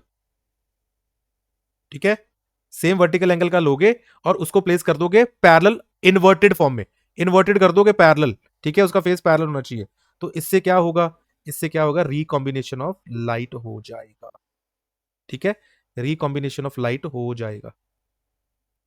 ये जाएगी लाइट इधर को, और ध्यान देना है ये जो लाइट है ना, जो इंसिडेंट रे थी, बिल्कुल उसके पैरेलल बाहर निकलेगी हमारी लाइट। ठीक है, इसके क्या निकलेगी? पैरेलल इमर्जेंट लाइट होगी। ये रेड कलर था, ये वॉयलेट था, अब ये सारे मिक्स होके दोबारा व्हाइट लाइट बन जाएगी। यहां पर क्या बन जाएगी? White light. ठीक है, व्हाइट लाइट को पहले हमने स्प्लिट कर दिया यहां पर, ये यहां पर क्या हुआ? यहां पर हुआ डिस्पर्शन। ठीक है, और यहां पर क्या हुआ? रिकॉम्बिनेशन, रिकॉम्बिनेशन हुआ है। ठीक है, तो इन्वर्टेड प्रिज्म रखेंगे, ये वाला एंगल जो है ना ए, और ये एंगल सेम होना चाहिए, और मटेरियल जो है optical density of the material for both these prisms should be same. ठीक है, तब क्या हो जाएगा? रिकॉम्बिनेशन हो जाएगा। तो हमें क्या पूछा था कि व्हाइट लाइट जब प्रिज्म में से पास होती है तो स्प्लिट हो जाती है 7 कलर्स में, उस फिनोमिना को क्या कहते हैं? उसको हम कहते हैं डिस्पर्शन ऑफ लाइट। ठीक है, अगला सवाल देखेंगे। अगला सवाल हमारा आ गया, कहां से आ गया? From electricity chapter. ठीक है, इलेक्ट्रिक करंट से हमारा क्वेश्चन है, बड़ा ही इंपॉर्टेंट चैप्टर है। बड़ी प्रॉब्लम फेस करते हैं बच्चे, उनको नहीं पता चलता कि न्यूमेरिकल्स कैसे करनी है, और इसमें से क्वेश्चन भी बहुत घुमा फिरा के आते हैं। ठीक है, बड़े ट्रिकी क्वेश्चन आते हैं, बट कोई ऐसा भी कोई डिफिकल्ट चैप्टर नहीं है। ध्यान से पढ़ोगे, ध्यान लगा के पढ़ोगे तो कोई प्रॉब्लम नहीं है, पूरे फुल मार्क्स ले लोगे, इसमें कोई इशू नहीं है। ठीक है, बड़े अच्छे बच्चे हो, तगड़े बच्चे हो आप। ठीक है, कुछ प्रॉब्लम नहीं फेस करोगे, सब कुछ कर लोगे आप, डोंट वरी। ये क्वेश्चन देखो, इसमें उसने कहा है कि हमारे पास 5 रजिस्टर है, और पांचों की पांचों रजिस्टर्स की हमारी रेजिस्टेंस क्या है? 1/5 ओम है। ठीक है, then maximum resistance he can obtain by connecting them is, इनको कनेक्ट करके जो सबसे ज्यादा रेजिस्टेंस हम ऑब्टेन कर सकते हैं वो कितनी होगी? तो बड़ा सिंपल सा काम है बेटा, सबसे ज्यादा मैक्सिमम रेजिस्टेंस के लिए हमेशा सीरीज में लगा दिए जाते हैं, और अगर मिनिमम चाहिए, मिनिमम, तो उसके लिए लगता है पैरेलल कॉम्बिनेशन। ठीक है, और इसके बीच में बहुत सारे कॉम्बिनेशन और भी बन जाएंगे, जिसमें हमें क्या मिलेगा? Intermediate value of the net resistance मिलेगी। ठीक है, बट अगर मैक्सिमम रेजिस्टेंस चाहिए कुछ रेजिस्टेंस को जोड़ के, तो सीरीज में लगाओ उनको। मिनिमम करनी है तो पैरेलल लगाओ, तो सीरीज में लगा दो। ठीक है, नेट रेजिस्टेंस क्या आ जाएगी? 1/5 प्लस 1/5 प्लस 1/5, 5 बार ऐड कर दोगे इनको, 5 बार ऐड करोगे तो 5/5 आ जाएगा, मतलब 1 ओम। मैक्सिमम रेजिस्टेंस 1 ओम ऑब्टेन कर सकते हो, ट्राई करके देख लो इसको। 25 ओम, 10 ओम, 5 ओम नहीं आएगी। और अगर मिनिमम पूछ ली तो क्या आएगी? मिनिमम के लिए लगा दो फॉर्मूला, क्या? 1/R नेट इक्वल्स टू 1/5, मतलब 5 + 5, 5 बार ऐड करोगे 25 हो जाएगा। पर 1/R नेट है ना ये, तो आर नेट मतलब रेसिप्रोकेट करोगे, रेसिप्रोकेट करने से 1/25 है, 1/25 को क्या लिखोगे? 0.04 ओम, तो बहुत छोटा हो गया। तो बाकी कोई भी कॉम्बिनेशन लगा लेना, आपकी मैक्सिमम वैल्यू 1 रहेगी इस केस में, और मिनिमम वैल्यू ये रहेगी, ये मिनिमम रहेगी और ये मैक्सिमम रहेगी। इससे ज्यादा वैल्यू नहीं ला पाओगे रेजिस्टेंस की। ठीक है, किसी भी कॉम्बिनेशन से, किसी तरह का भी लगा के देख लेना, 1 से ज्यादा नहीं आएगी। तो नेक्स्ट क्वेश्चन देखते हैं, बड़ा अच्छा क्वेश्चन है। The minimum number of identical bulbs of rating 4 volt and 6 what, मतलब वो वोल्टेज कितनी यूज करेंगे, पोटेंशियल डिफरेंस कितना यूज करेंगे? 4 वोल्ट, और उनकी पावर क्या होगी? 6 वॉट होगी। That can work safely with desired brightness when connected in series. अरे ये बड़ा इंपॉर्टेंट है भाई, यहां पर सीरीज बता दिया ना उन्होंने। अब सीरीज में अगर बल्ब लगे होंगे ना, सीरीज में अगर रेजिस्टेंसेस लगी हो, तो जितना भी मेन सप्लाई की वोल्टेज होती है, वो सारी वोल्टेज डिवाइड हो जाती है। वोल्टेज क्या होती है? डिवाइड होती है इन सब में। ठीक है, तो अगर यहां पर 240 वोल्ट्स है, ठीक है। और यहां पर हमारे सारे जो बल्ब लगे हैं वो 4 वोल्ट ईच के हैं, 4 वोल्ट। तो बताओ कितने बल्ब यूज कर सकते हो। इस वोल्टेज से कुछ लेना देना नहीं, रेजिस्टेंस से कुछ लेना देना नहीं, करंट से कुछ लेना देना नहीं। तो सिंपल हो गया, नंबर ऑफ बल्ब क्या हो जाएगा, इक्वल्स टू 240/4। कितना बनेगा, 60। तो हमारा आंसर क्या होगा, 60 होगा। ठीक है, कंसेप्ट ये है कि सीरीज में लगे हैं इसलिए वो 240 वोल्ट को डिवाइड करके यूज करेंगे। चार चार चार चार सभी लेंगे, सो 4 से डिवाइड कर देंगे 240 को, तो 60 मिलेगा हमें। तो 60 विल बी योर आंसर। ठीक है, तो बच्चों अगला क्वेश्चन देखो, क्या जबरदस्त क्वेश्चन है। ठीक है, और आया भी है बहुत बार। ठीक है, मैंने मेंशन नहीं किया यहां पर, बट ये बोर्ड एग्जाम्स में आया हुआ है। ठीक है, और ये है क्वेश्चन वोल्ट मीटर, एमीटर और किसी भी मीटर से आ सकता है। ठीक है, किसी भी मीटर के लिए आ जाए, जैसे मैं कराऊंगा क्वेश्चन वैसे ही करना है आपको। ठीक है, पूछा क्या है यह देखो, उसने बोला कि 20 डिवीजन है 0 मार्क से लेकर 0.5 वोल्ट तक, मतलब यहां से लेकर यहां तक टोटल नंबर ऑफ डिवीजन कितनी है, 20। तो काउंट करके देखना है 20 डिवीजन होगी। ठीक है, तो पूछा क्या है हमें, लीस्ट काउंट कितना है। अब लीस्ट काउंट का क्या मतलब होता है, ये जो छोटा सा पार्ट दिख रहा है ना, पहला ग्रेजुएशन जो हमने की है, the first graduation that we have done, कहीं से भी ले लो, यहां से लेकर यहां तक ले लो, चाहे यहां से यहां तक ले लो, चाहे यहां से यहां तक ले लो। तो ये जो एक दो छोटी छोटी डंडियों में जो वोल्टेज कवर होगी उसको लीस्ट काउंट कहते हैं हम। ठीक है, ये हमारी लीस्ट काउंट। तो लीस्ट काउंट कैसे निकलेगा, अब लीस्ट काउंट का मतलब क्या है कि दो छोटी डंडियों के बीच में अगर चलेंगे तो वोल्टेज कितनी बनेगी। तो बड़ा सिंपल है, जो हमें टोटल जो हमें लोअर और अपर मार्क दिए हुए हैं वोल्टेज पे, वोल्ट मीटर पे, उनको माइनस करो। ठीक है, तो क्या होगा, लीस्ट काउंट का सीधा सा एक फॉर्मूला ही लिख लो आप तो। ठीक है, एलसी मतलब least count, difference over number of divisions. बस सिंपल काम है, चाहे एमीटर आ जाए चाहे कुछ भी आ जाए, आप ये कर लोगे।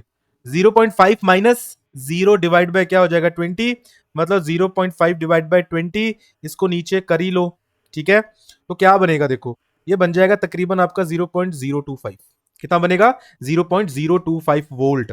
ठीक है, मतलब ये छोटी सी जो दो छोटी डंडियों के बीच में जो वोल्टेज कवर होगी वो कितनी होगी, 0.05 वोल्ट।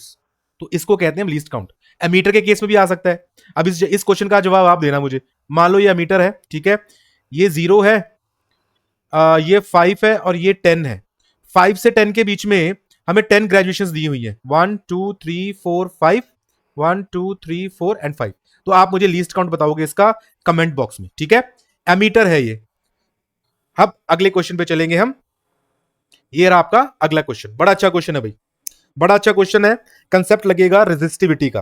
ठीक है, सिर्फ याद कुछ नहीं करना हमें, एज आई टोल्ड यू कि after doing these questions, after seeing this video, you will not only come to know about these questions only, आपकी कंसेप्चुअल क्लैरिटी भी साथ में करा दूंगा मैं। ठीक है, तो कोई चिंता करने की जरूरत नहीं है, इस वीडियो को देख लो, आपके 2 नंबर के क्वेश्चन भी कवर होंगे, एमसीक्यू भी कवर होंगे। ठीक है, तो resistivity of a wire made of alloy, भाई एलॉय की बनी हुई है।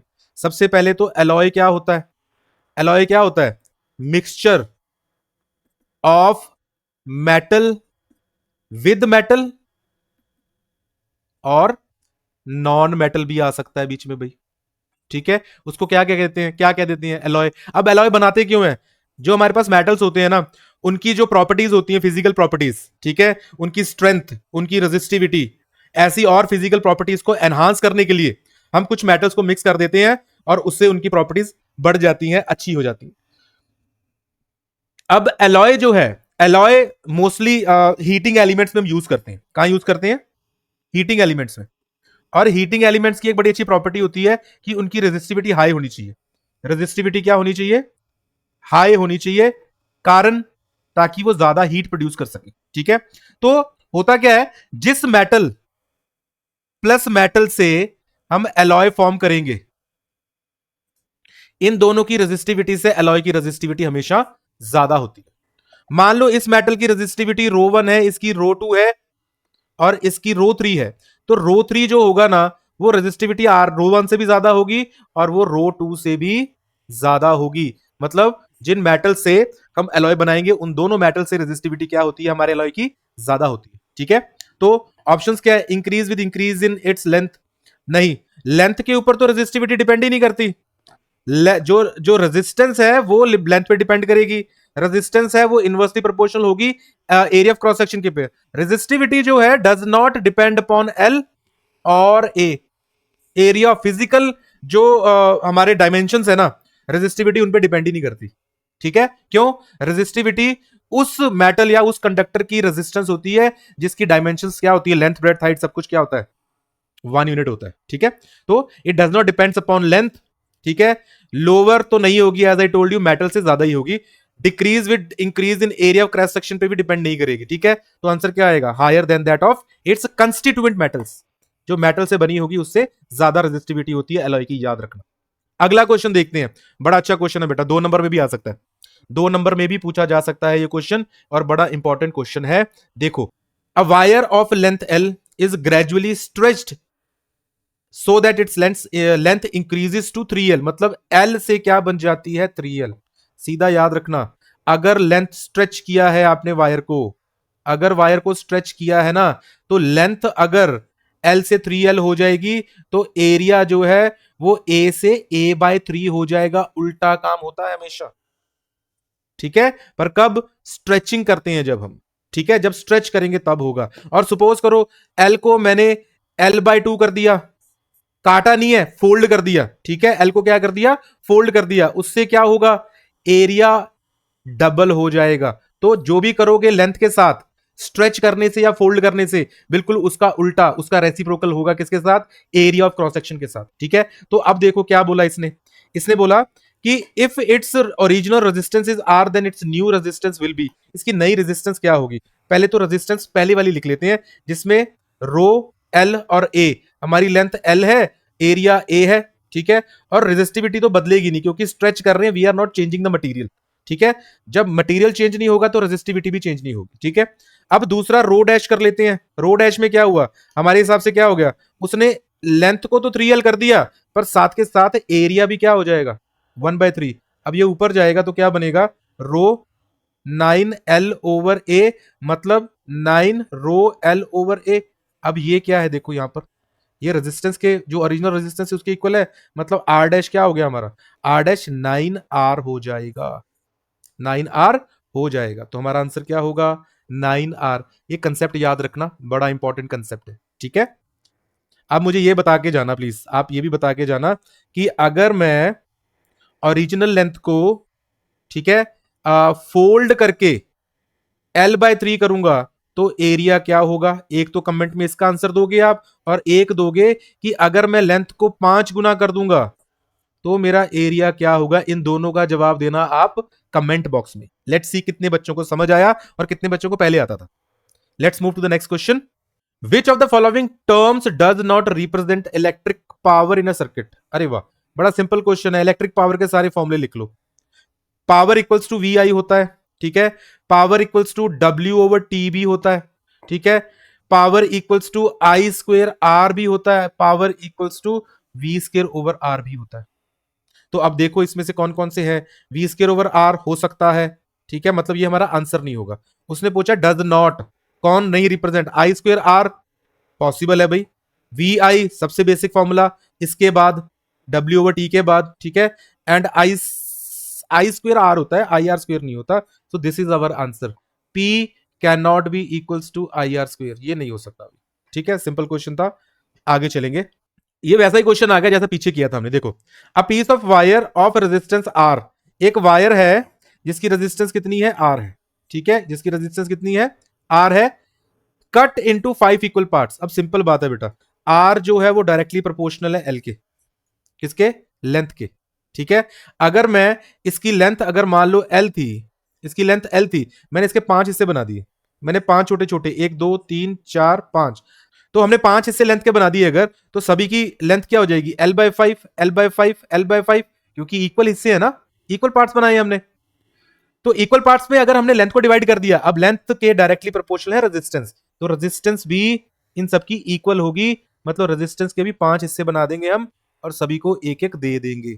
ठीक है, अब इसने क्या बोला आगे, these parts are then connected in parallel. अब इनको पैरेलल में लगा दिया भाई, अब इनको क्या लगा दिया, पैरेलल में। तो पूछेगा नेट रेजिस्टेंस क्या है, R डैश, हमें R डैश नेट रेजिस्टेंस निकालनी है, तो क्या होगी 1/R/5, है ना, प्लस सो ऑन हम ऐड करेंगे 5 टाइम्स।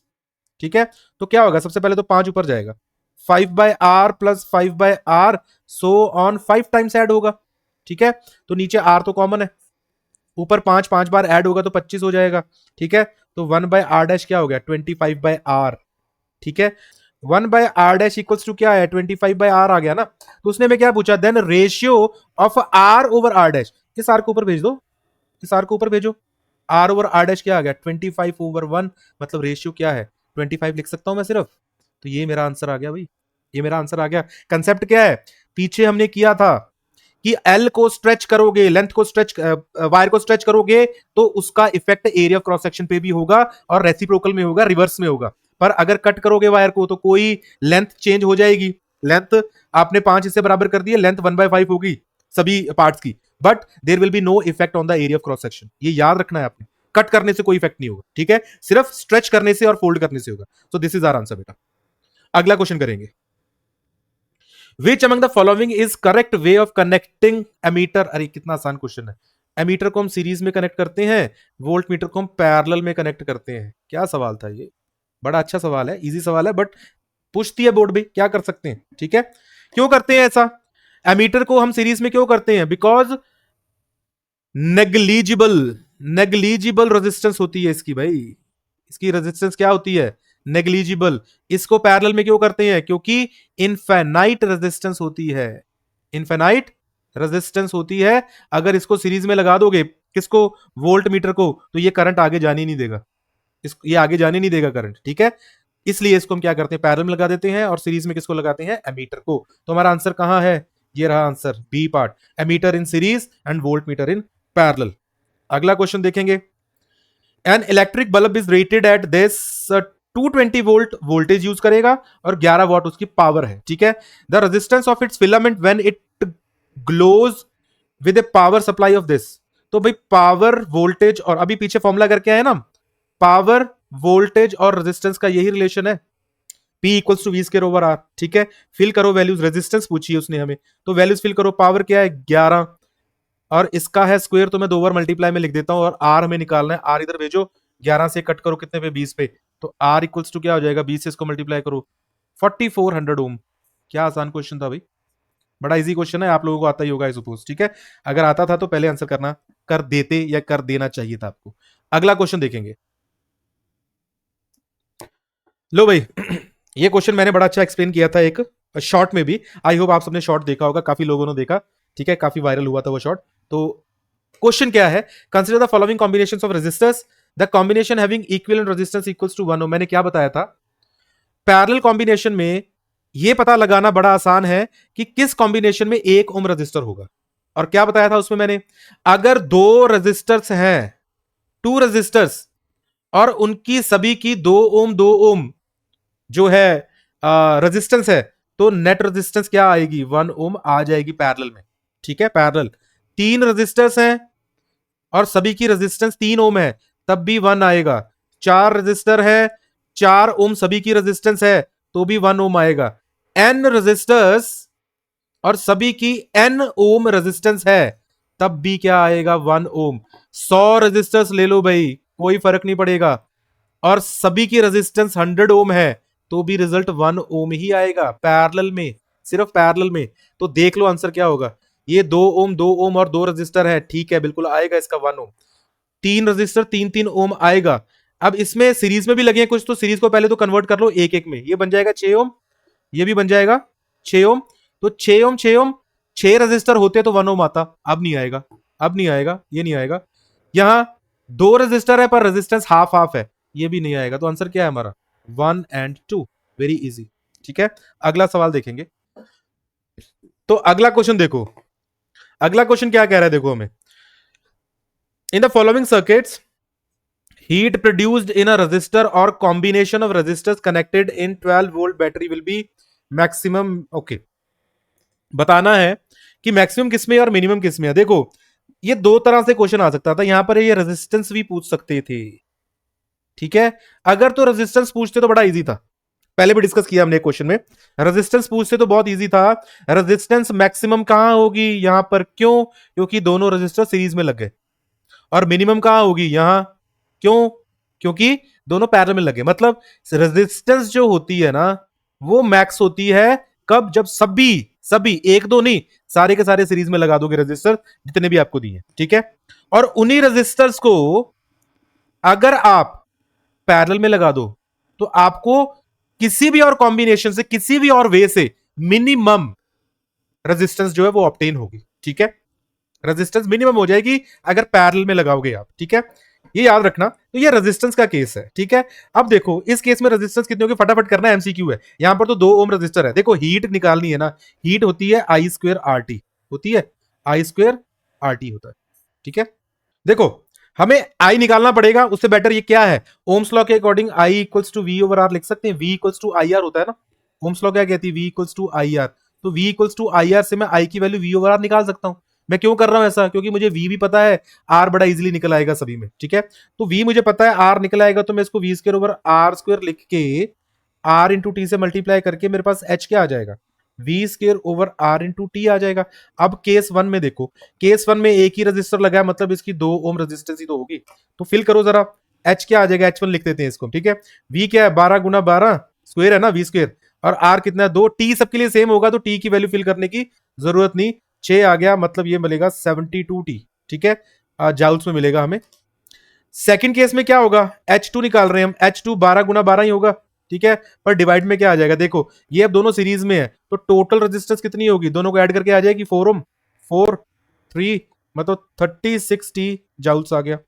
और तीसरा देखो क्या है, H3 12 गुना 12 डिवाइड बाय, ये दोनों क्या है, पैरेलल में है, पैरेलल में है तो क्या आएगा, 1 ओवर आर इक्वल्स टू, सीधा फॉर्मूला, दो रेजिस्टर्स हो तो क्या होता है R one into R two divide by R one plus R two, मतलब 4/4, मतलब 1 ओम आ जाएगा, कितना आ जाएगा 1, और साथ में टी मल्टी, मतलब 144 टी। सबसे ज्यादा कौन है, सबसे ज्यादा कौन है, थर्ड केस में मैक्सिमम हीट आएगी हमारी। कंफ्यूज नहीं होना, सिर्फ इसलिए नहीं कर देना, इसको फर्स्ट को मार्क मत कर देना कि सेकंड में सबसे ज्यादा आएगी, क्योंकि रेजिस्टेंस सबसे ज्यादा है, बट रेजिस्टेंस के अलावा आई स्क्वायर पे भी डिपेंड कर रहा है ये, ठीक है।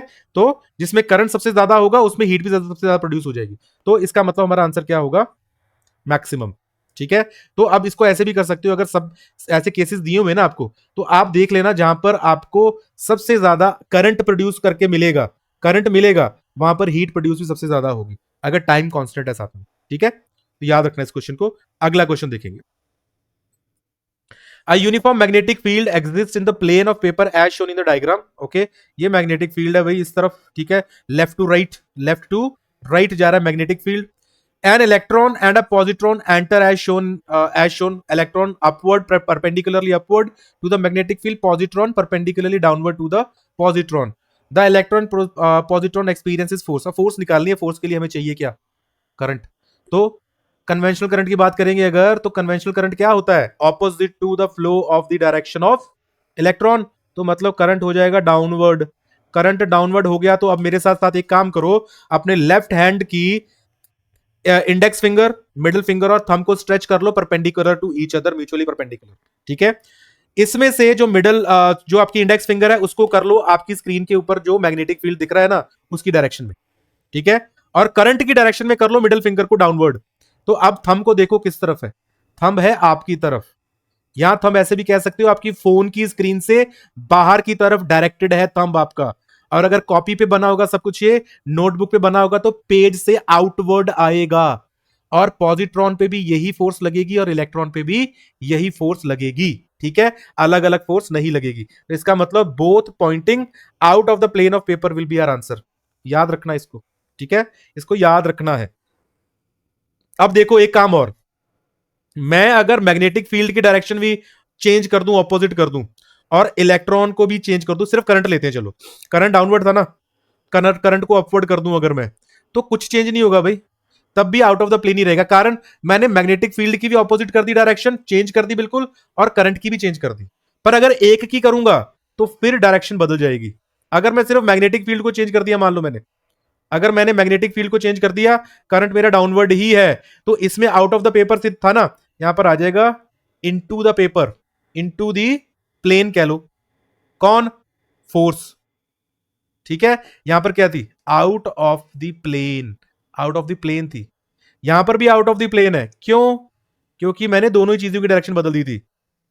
याद करना इसको, अगर मैं दोनों चीजों की डायरेक्शन बदलूंगा तो डायरेक्शन ऑफ फोर्स में कोई चेंज नहीं आएगा, ठीक है। और अगर मैं किसी एक की डायरेक्शन बदलूंगा, मैंने मैग्नेटिक फील्ड चेंज कर दिया, करंट को चेंज नहीं किया, थर्ड केस में, फर्स्ट केस ले लो, सेकंड केस ले लो और थर्ड केस ले लो।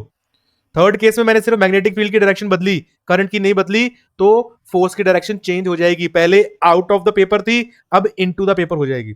और अब लो, अगर मैं मैग्नेटिक फील्ड की डायरेक्शन नहीं बदलता पर करंट अपवर्ड कर देता हूं सिर्फ, तो भी जो डायरेक्शन ऑफ फोर्स है वो बदल जाएगी। स्ट्रेच करके देख लो, स्ट्रेच करके देखो, फोर्थ केस में जो आपकी इंडेक्स फिंगर है वो लेफ्ट टू राइट और जो मिडिल फिंगर है वो अपवर्ड हो जाएगी। तो अब थंब देखो कहां जा रहा है, आपसे दूर जा रहा है और आपके फोन की तरफ जा रहा है, मतलब इनटू द पेपर हो जाएगा। यहां पर क्या हो जाएगा, इनटू द प्लेन, ठीक है। याद रखना इस कंसेप्ट को, इससे सारे क्वेश्चन हो जाएंगे आपके, ठीक है। अगला क्वेश्चन देखो जरा, अगला क्वेश्चन भी ऐसा ही देखो। अब यहीं से पता लग गया देखो हमें क्या, magnetic field left to right, alpha particle क्या होता है, पॉजिटिव होता है। ये देखो इधर डायग्राम, 3 डायमेंशनल डायग्राम भी मैंने आपके लिए प्रेजेंट की है। ये अल्फा पार्टिकल है बेटा, यहां पर ये क्या है, अल्फा पार्टिकल है। अल्फा पार्टिकल मैग्नेटिक फील्ड के परपेंडिकुलरली डायरेक्टेड है, ठीक है।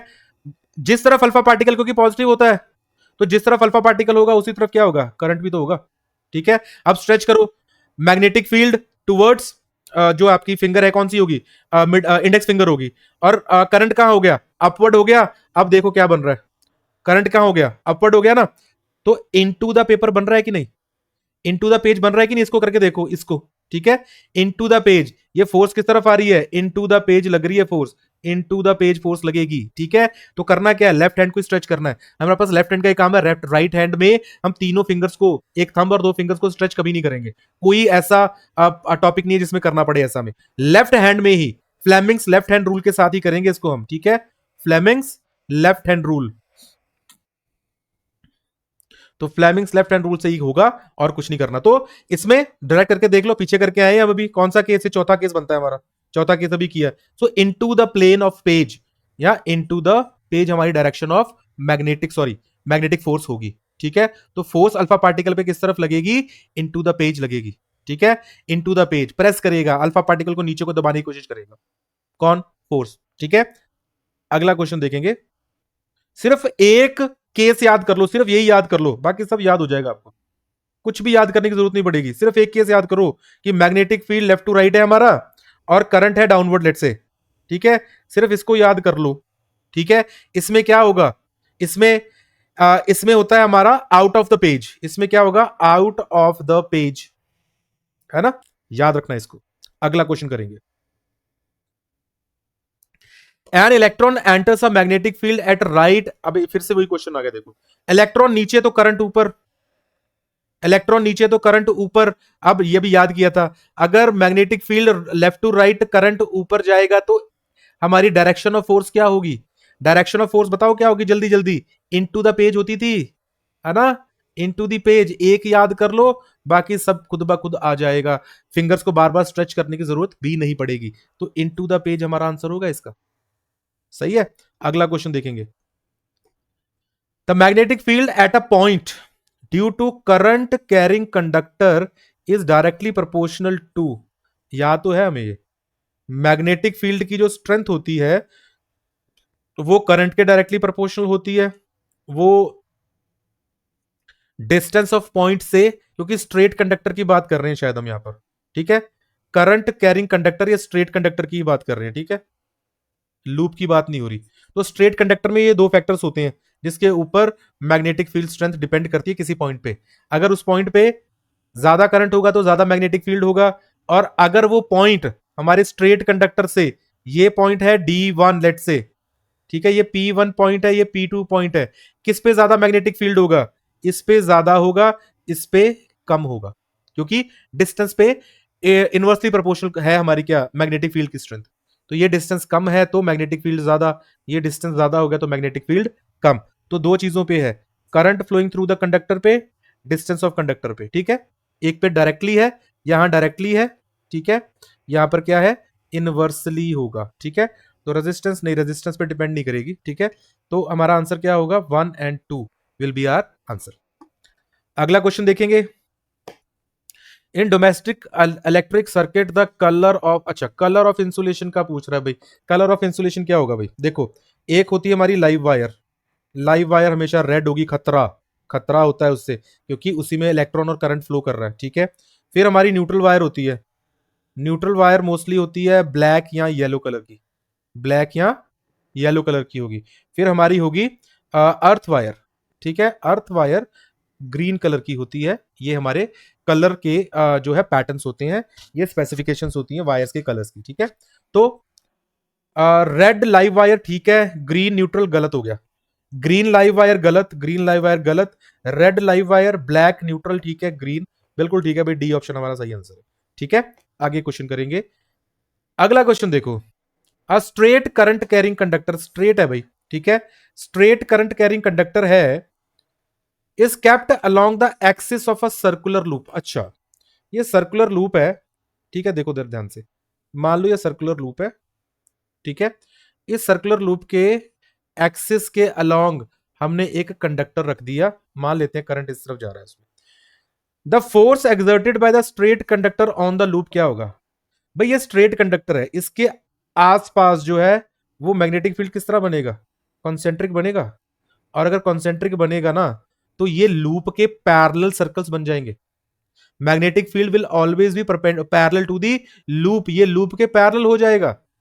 जब ये ऐसा हो जाता है ना केस, तो जो फोर्स लगाएगा, या लूप को लूप कह लो कि लूप कितनी फोर्स लगाएगा कंडक्टर पे, या कंडक्टर कितनी फोर्स लगाएगा लूप पे, दोनों ही जीरो होंगी, दोनों क्या होंगी?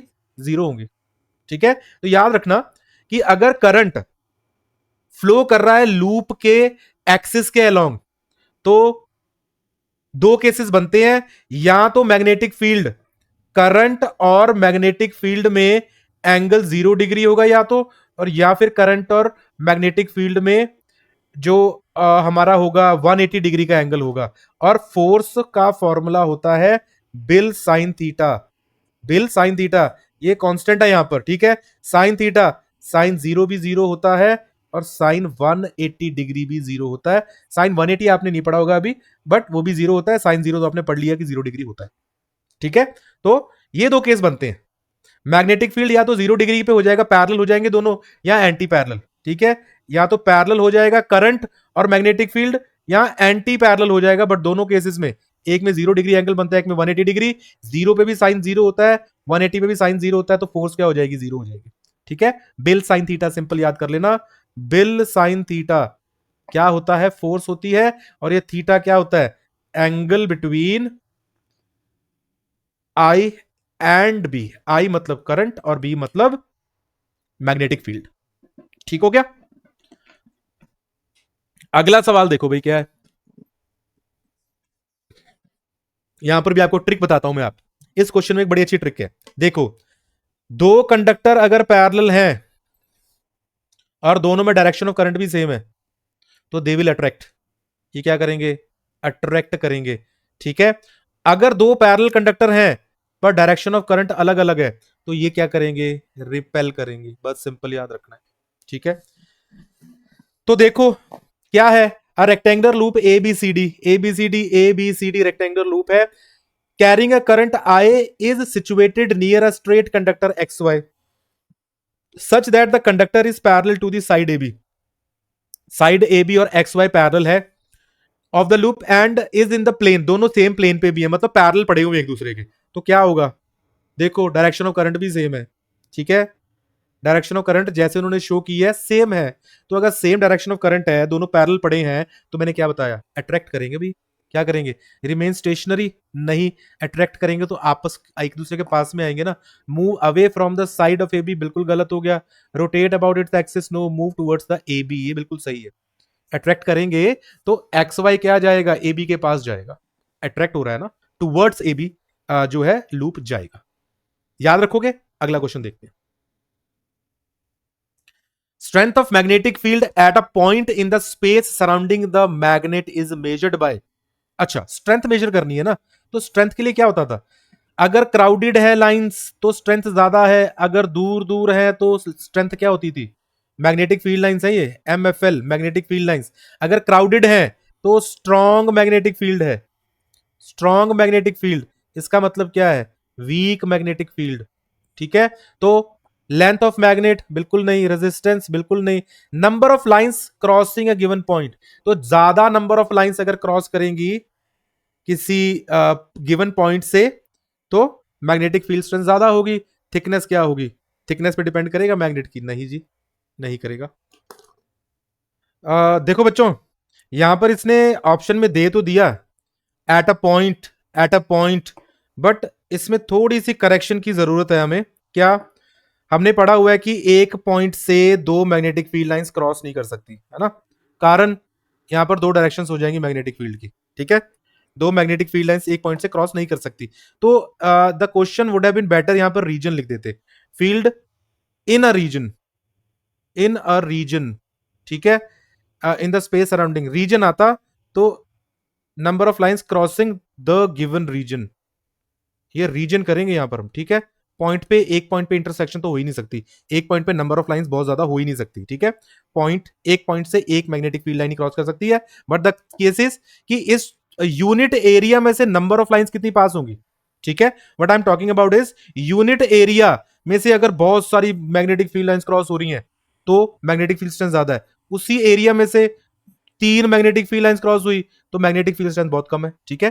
तो जितनी ज्यादा मैग्नेटिक फील्ड लाइंस किसी गिवन रीजन में से पास होंगी उतना स्ट्रॉन्ग मैग्नेटिक फील्ड होगा, और जितनी कम होंगी उतना वीक होगा। तो हमारा आंसर सही रहेगा, बट यहां पर पॉइंट नहीं आना चाहिए, या रीजन आना चाहिए, या एरिया आना चाहिए, ठीक है।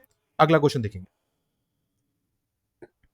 The magnetic field inside a long straight solenoid, अरे सोलेनॉइड जो होती है ना, सोलेनॉइड इस तरह होती है, ड्राइंग बहुत अच्छी नहीं है मेरी बेटा, ठीक है। ये ऐसा कुछ होता है सोलेनॉइड, राइट। तो सोलेनॉइड जो है ना, बार मैग्नेट, उसके उसके उसका जो मैग्नेटिक फील्ड होता है ना, मैग्नेटिक फील्ड इज मोर और लेस बार मैग्नेट की तरह ही होता है, ठीक है। किसकी तरह होता है? बार मैग्नेट की तरह, ठीक है। यहां से मैग्नेटिक फील्ड लाइंस आएंगी, यहां से बार, ठीक है, मतलब बाहर अंदर देख लेंगे, नॉर्थ कौन है साउथ कौन है, ठीक है।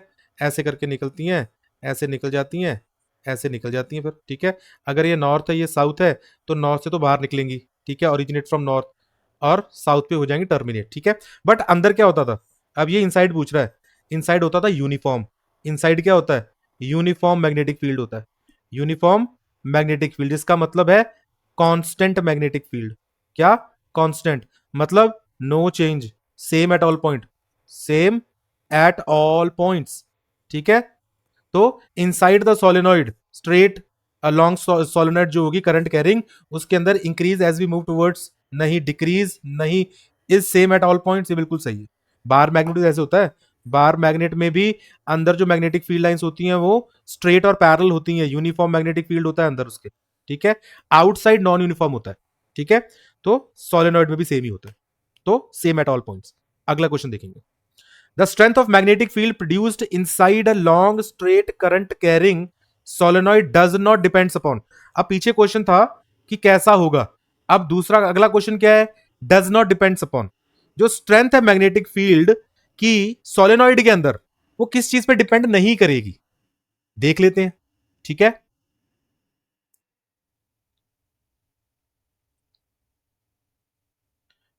तो रेडियस ऑफ कॉइल पे डिपेंड करेगी, बिल्कुल करेगी। रेडियस ज्यादा होगी तो सेंटर जो है वो आर्म्स से दूर हो जाएगा, यहां पर कम हो जाएगा मैग्नेटिक फील्ड, दूर हो गया ना सेंटर ऑफ द कॉइल, तो मैग्नेटिक फील्ड कम हो जाएगा।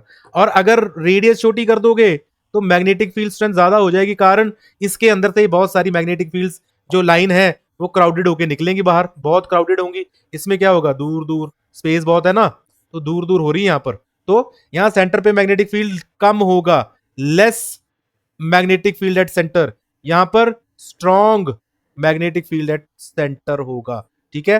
तो रेडियस पे डिपेंड करेगा भाई, ठीक है। Material of the core, of course core के मटेरियल पे डिपेंड करता है, ठीक है। डायरेक्शन ऑफ करंट, अरे डायरेक्शन ऑफ करंट पे थोड़ा डिपेंड करेगा, डायरेक्शन ऑफ करंट पे तो ये चीज डिपेंड करेगी कि सोलेनॉइड का नॉर्थ कौन होगा और साउथ कौन होगा। डायरेक्शन ऑफ करंट पे तो ये चीज डिपेंड करेगी कि वो नॉर्थ कहां बनाएगा कॉइल और साउथ कहां बनाएगा हमारा सोलेनॉइड। नंबर ऑफ टर्न्स पे तो बहुत ज्यादा डिपेंड करता है, नंबर ऑफ टर्न पे कैसे करता है, directly proportional. Magnetic field strength number of turns पे डायरेक्टली प्रोपोर्शनल होती है सोलेनॉइड के केस में, जितने ज्यादा टर्न होंगे उतनी स्ट्रॉन्ग मैग्नेटिक फील्ड होगी। जितना ज्यादा करंट होगा, डायरेक्शन ऑफ करंट पे नहीं डिपेंड करता, पर मैग्नीट्यूड ऑफ करंट पे डिपेंड करेगा।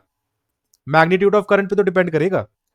ज्यादा मैग्नीट्यूड ऑफ करंट तो ज्यादा मैग्नेटिक फील्ड प्रोड्यूस होगा, कम मैग्नीट्यूड ऑफ करंट होगा तो कम मैग्नेटिक फील्ड प्रोड्यूस होगा। ठीक है, तो डायरेक्शन पे डिपेंड नहीं करेगा।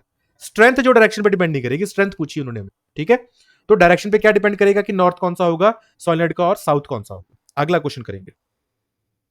लो भाई लाइट पे आगे दोबारा हम। अब पिक्चर बेस्ड क्वेश्चन चल रहे हैं हमारे, बट एमसीक्यूज है, MCQs but picture based question है। ठीक है, अब देखते हैं अगला क्वेश्चन क्या है, देखो जरा। A student traces the path of a ray of light passing through a rectangular glass slab. ये हमारी rectangular glass slab है ABCD for three different values of angle of inclination. I की तीन अलग अलग वैल्यूज है, कौन कौन सी? 30 डिग्री, 45 डिग्री और 60 डिग्री। अलग अलग केसेस बनेंगे। ठीक है, आई की अलग अलग वैल्यूज लेंगे। He produce the incident ray and measures the perpendicular distance. ये हमारी इमर्जेंट रे है, ये रिफ्रैक्टेड रे है, ये इंसिडेंट रे है। ठीक है, ये angle of incidence, angle of refraction, और यहां पर बनेगा हमारा एंगल ऑफ इमर्जेंस। ठीक है, और ये इमर्जेंट रे है, कौन सी रे है? इमर्जेंट रे। और ये एल को क्या बोलते हैं हम? Lateral shift. ये क्या है? Lateral shift. लेटरल शिफ्ट का मतलब क्या है? जो इंसिडेंट रे थी उसका रास्ता ये था, बट रास्ते में ग्लास स्लैब आने से उसका पाथ चेंज हो गया, उसका पाथ शिफ्ट हो गया। और वो शिफ्ट क्या होता है? लेटरल शिफ्ट या लेटरल डिस्प्लेसमेंट। इसको दोनों नाम दे सकते हैं हम। ठीक है, तो पूछा क्या उसने? He will observe that. क्या ऑब्जर्व करेगा? लेटरल डिस्टेंस ये एल है, मतलब एक्चुअल पाथ और जो पाथ होना था उसका, वो दोनों में डिस्टेंस जो है वो एल है। लेटरल शिफ्ट इसको कह देते हैं। ठीक है, L keeps on decreasing with increase इन, नहीं होगा, ऐसा नहीं होगा। जैसे जैसे आप एंगल बढ़ाते जाओगे ना, जैसे जैसे आप एंगल बढ़ाओगे, कौन सा? ये एंगल ऑफ इंसिडेंस। ठीक है, ये लेटरल शिफ्ट बढ़ती जाएगी। ऑफकोर्स ये भी थोड़ा ऊपर आएगा, बट उतना नहीं ऊपर आएगा जितना ये ऊपर चलेगा। ये यहां जाएगा ना, ठीक है, तो ये क्या आ जाएगा? थोड़ा नीचे, थोड़ा सा ऊपर आ जाएगा, बट लेटरल शिफ्ट बढ़ जाएगी भाई। ठीक है, लेटरल शिफ्ट बढ़ जाएगी, ये डिस्टेंस बढ़ जाना है। ठीक है, ये गलत है भाई, ये गलत है। ठीक है, याद क्या रखोगे अब? जैसे जैसे इंसिडेंट, हाँ ठीक है, कैसे क्या क्या याद रखना है? As I increases L also increases, L also increases, याद रखना। यहां पर मैं एक चीज स्किप कर रहा हूं, मैं बात नहीं कर रहा उसकी, वो है क्रिटिकल एंगल या टोटल इंटरनल रिफ्लेक्शन। उसकी बात नहीं मैं कर रहा, वो लेटर ऑन मैं समझाऊंगा आपको। ठीक है, अभी नहीं बात करेंगे, क्योंकि बात करेंगे तो लंबा हो जाएगा क्वेश्चन, लीव इट। ठीक है, तो एल इज मैक्सिमम फॉर, नहीं मैक्सिमम 45 तो 60 से छोटा है ना, 60 के लिए मैक्सिमम एल होगा, सिंपल सी बात है। ठीक है, आई बढ़ेगा तो एल भी बढ़ेगा। ठीक है, तो आई बढ़ता जा रहा है, बढ़ता जा रहा है, तो एल सबसे ज्यादा किसके लिए होगा? 60 डिग्री के लिए। It L remains the same for all three angles, नहीं, L keeps on increasing with increase in the angle of incidence. बिल्कुल सही है, जैसे जैसे एंगल ऑफ इंसिडेंस बढ़ेगा वैसे वैसे एल लेटरल शिफ्ट भी बढ़ जाएगी। ठीक है, याद रखना, ये ट्रिक है, सिंपल याद रखना है। ठीक है, ज्यादा जोर लगाने नहीं दिमाग पे, डायग्राम्स बना के नहीं देखने हमने। एमसीक्यूज हैं पिक्चर बेस्ड, फटाफट आंसर करना है। क्या आई इंक्रीज हो रहा है, एल भी इंक्रीज होगा। ठीक है, ये उल्टे सीधे तरीके से भी पूछ सकते हैं क्वेश्चन, आगे चल के देखेंगे कैसे। ये लो आई गया, ये आई गया। अब इसमें सबसे बड़ी कंफ्यूजन क्या है? गलती क्या करोगे आप? यहां गलती ये करोगे कि थीटा वन को आप आई मान लोगे, पर ये आई नहीं है। थीटा टू को आर मान लोगे, ये आर नहीं है। इसको ई मान लोगे, ये नहीं है। Incidence angle, angle of incident, angle of refraction, angle of emergence normal के साथ बनते हैं हमेशा। किसके साथ बनते हैं? नॉर्मल्स के साथ। तो यहां पर जो angle theta one, theta two, theta three दिए हैं हमें, ठीक है, वो सरफेस के साथ है, जो हमारी ग्लास स्लैब है उसके सरफेस के साथ है। ठीक है, तो सवाल देखते हैं। A student while doing the experiment on tracing the path of ray of light passing through a rectangular glass slab measured the three angles marked as theta 1, theta 2, theta 3 in the figure. His measurement could be correct if he were to find. अगर उसने ये find कर लिया होता, क्या find कर लिया होता? अब देखो यहां पर एक चीज बड़े ध्यान से सुनो, आई हमेशा आर से बड़ा होगा, पर कब? कब होगा? जब रेयर से डेंसर मीडियम की तरफ लाइट जा रही है, जैसा कि यहां पर हो रहा है। ये ऊपर रेयर मीडियम है हमारा, ठीक है, क्योंकि लाइट बेंड हुई है टुवर्ड्स द नॉर्मल, तो यहां से पता चल गया कि ये ऊपर रेयर है और नीचे डेंसर मीडियम है। ठीक है, वैसे बताया उसने, क्लास लैब में एंटर कर रही है। ठीक है, देखो देखो भाई, जब हम रेयर से डेंसर मीडियम जाते हैं तो आई हमेशा बड़ा होगा आर से, एंगल ऑफ रिफ्रैक्शन से। बट ग्लास स्लैब के केस में आई एंगल ऑफ इमर्जेंस के बराबर होता है। और इंसिडेंट रे जो होती है ना, इंसिडेंट रे वो पैरेलल होती है इमर्जेंट रे के। याद रखना है इसको, ठीक है, इसको याद रखना है। तो ये केस है। बट यहां पर दिया theta one, theta two, theta three, उल्टा हो जाएगा इनके केस में। अगर सरफेस के साथ एंगल दिए रेस के, तो बिल्कुल उल्टा हो जाएगा। जो थीटा, जो आई है, आई का जो हमारा सप्लीमेंट्री एंगल है, सॉरी कॉम्प्लीमेंट्री एंगल है, वो कौन है? थीटा है। कॉम्प्लीमेंट्री क्यों? इन दोनों का सम क्या होगा? 90 डिग्री होगा ना। इन दोनों का सम 90, इन दोनों का सम 90, इन दोनों का सम 90। ठीक है, तो आई का कॉम्प्लीमेंट्री कौन है? Theta one. उल्टा हो जाएगा, अब थीटा वन हो जाएगा छोटा थीटा टू से। पर थीटा वन और थीटा थ्री इक्वल तो रहेंगे, थीटा वन और थीटा थ्री इक्वल जरूर रहेंगे। ठीक है, याद रखना इसको, याद रखना इसको। तो इसका मतलब हमारा आंसर क्या होगा? हमारा आंसर पहला ही होगा भाई, फर्स्ट वाला ही हमारा आंसर है।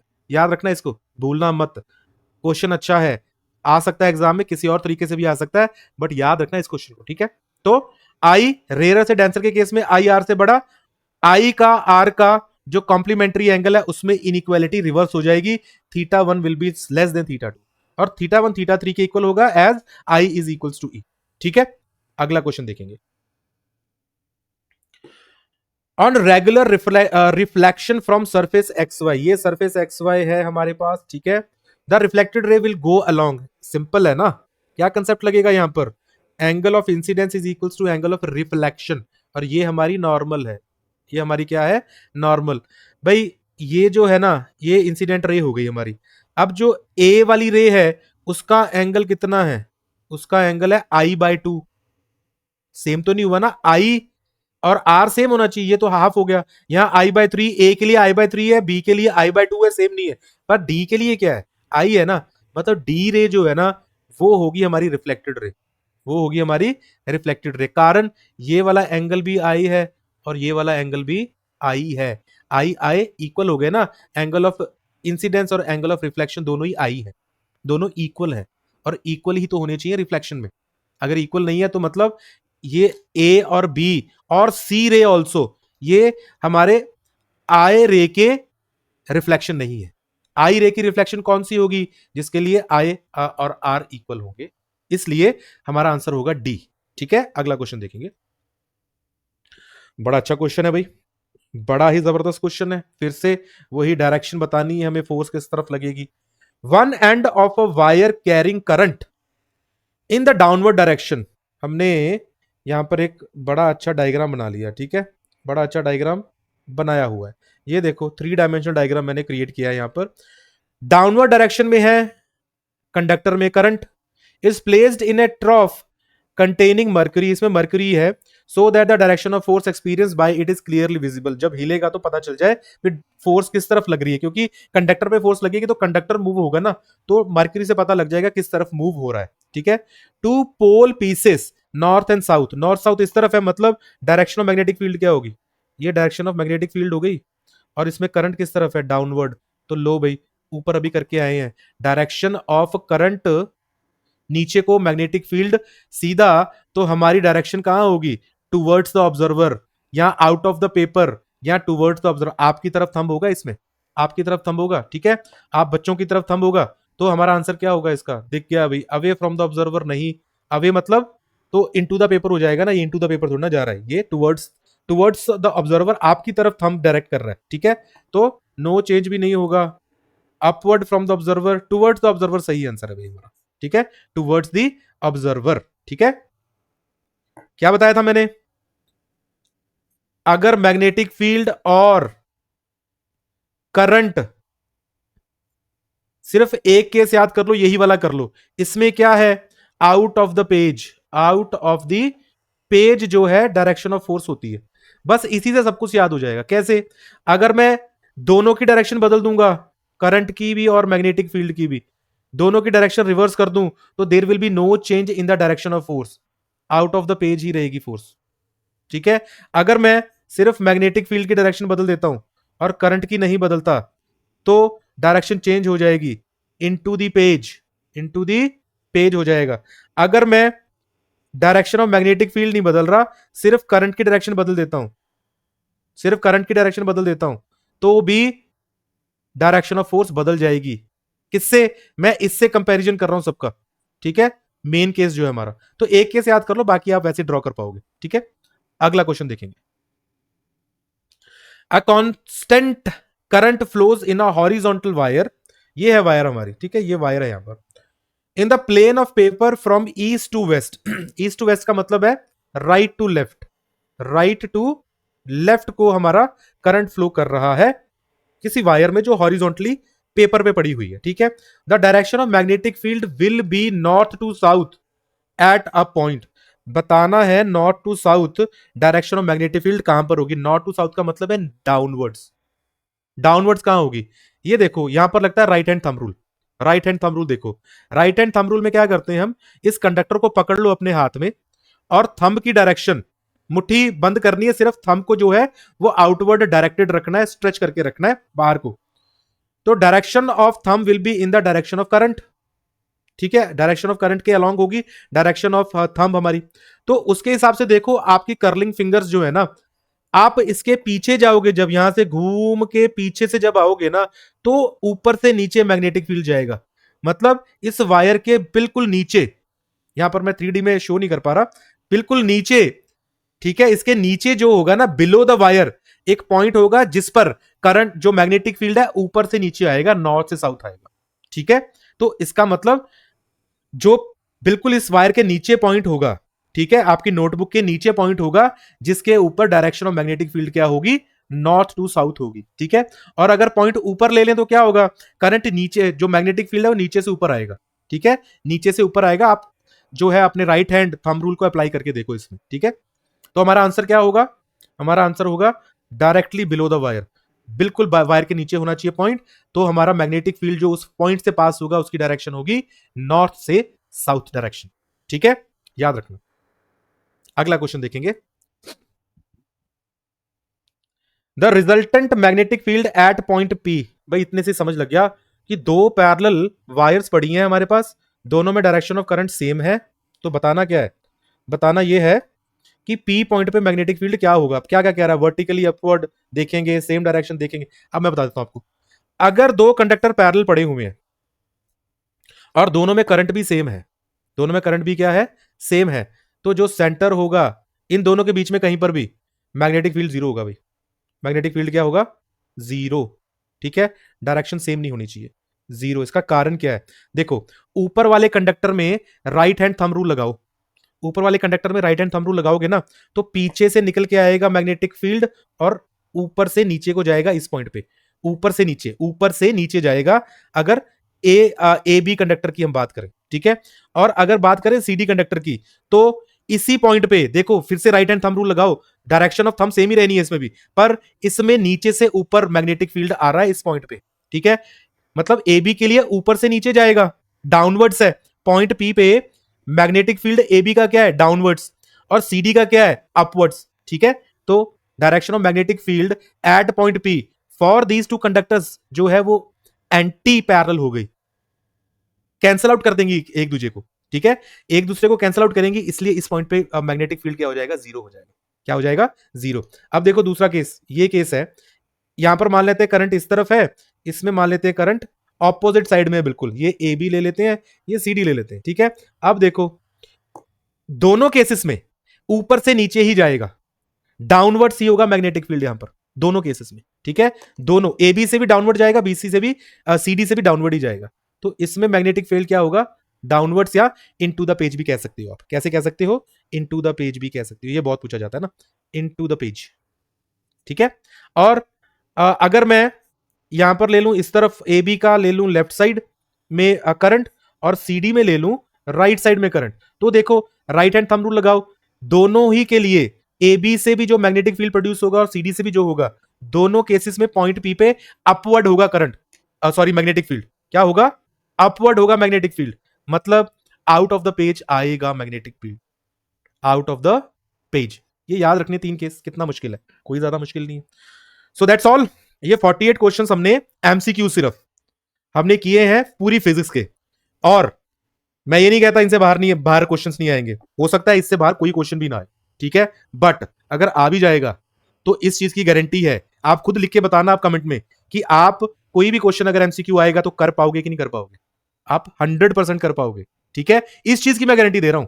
मैं इस चीज की गारंटी नहीं देता कि यही क्वेश्चंस आ जाएंगे, बट इस चीज की गारंटी दे रहा हूं कि इन क्वेश्चंस को करने के बाद और कोई भी एमसीक्यू फिजिक्स का अगर आपको आ गया तो वो आप छोड़ के नहीं आओगे, वो आप करके आओगे 100%, ठीक है। तो इसी तरह के एक केमिस्ट्री और एक बायोलॉजी, दोनों के लिए मैं एमसीक्यूज की एक अलग वीडियोस लेके आऊंगा, और इन तीनों सब्जेक्ट्स के लिए assertion reason and case based questions की भी एक फुल फ्लेज वीडियो आपके लिए मैं लेके आऊंगा। हमारा टारगेट है कि हम एक भी एमसीक्यू, एक भी केस बेस्ड क्वेश्चन और एक भी असर्शन रीजन एग्जाम में नहीं छोड़ के आएंगे इन वीडियोस को देखने के बाद। वीडियोस देखते जाओ, तैयारी करते जाओ। तो हैप्पी लर्निंग, स्टे सेफ, फिर मिलेंगे अगली वीडियो में। Good bye.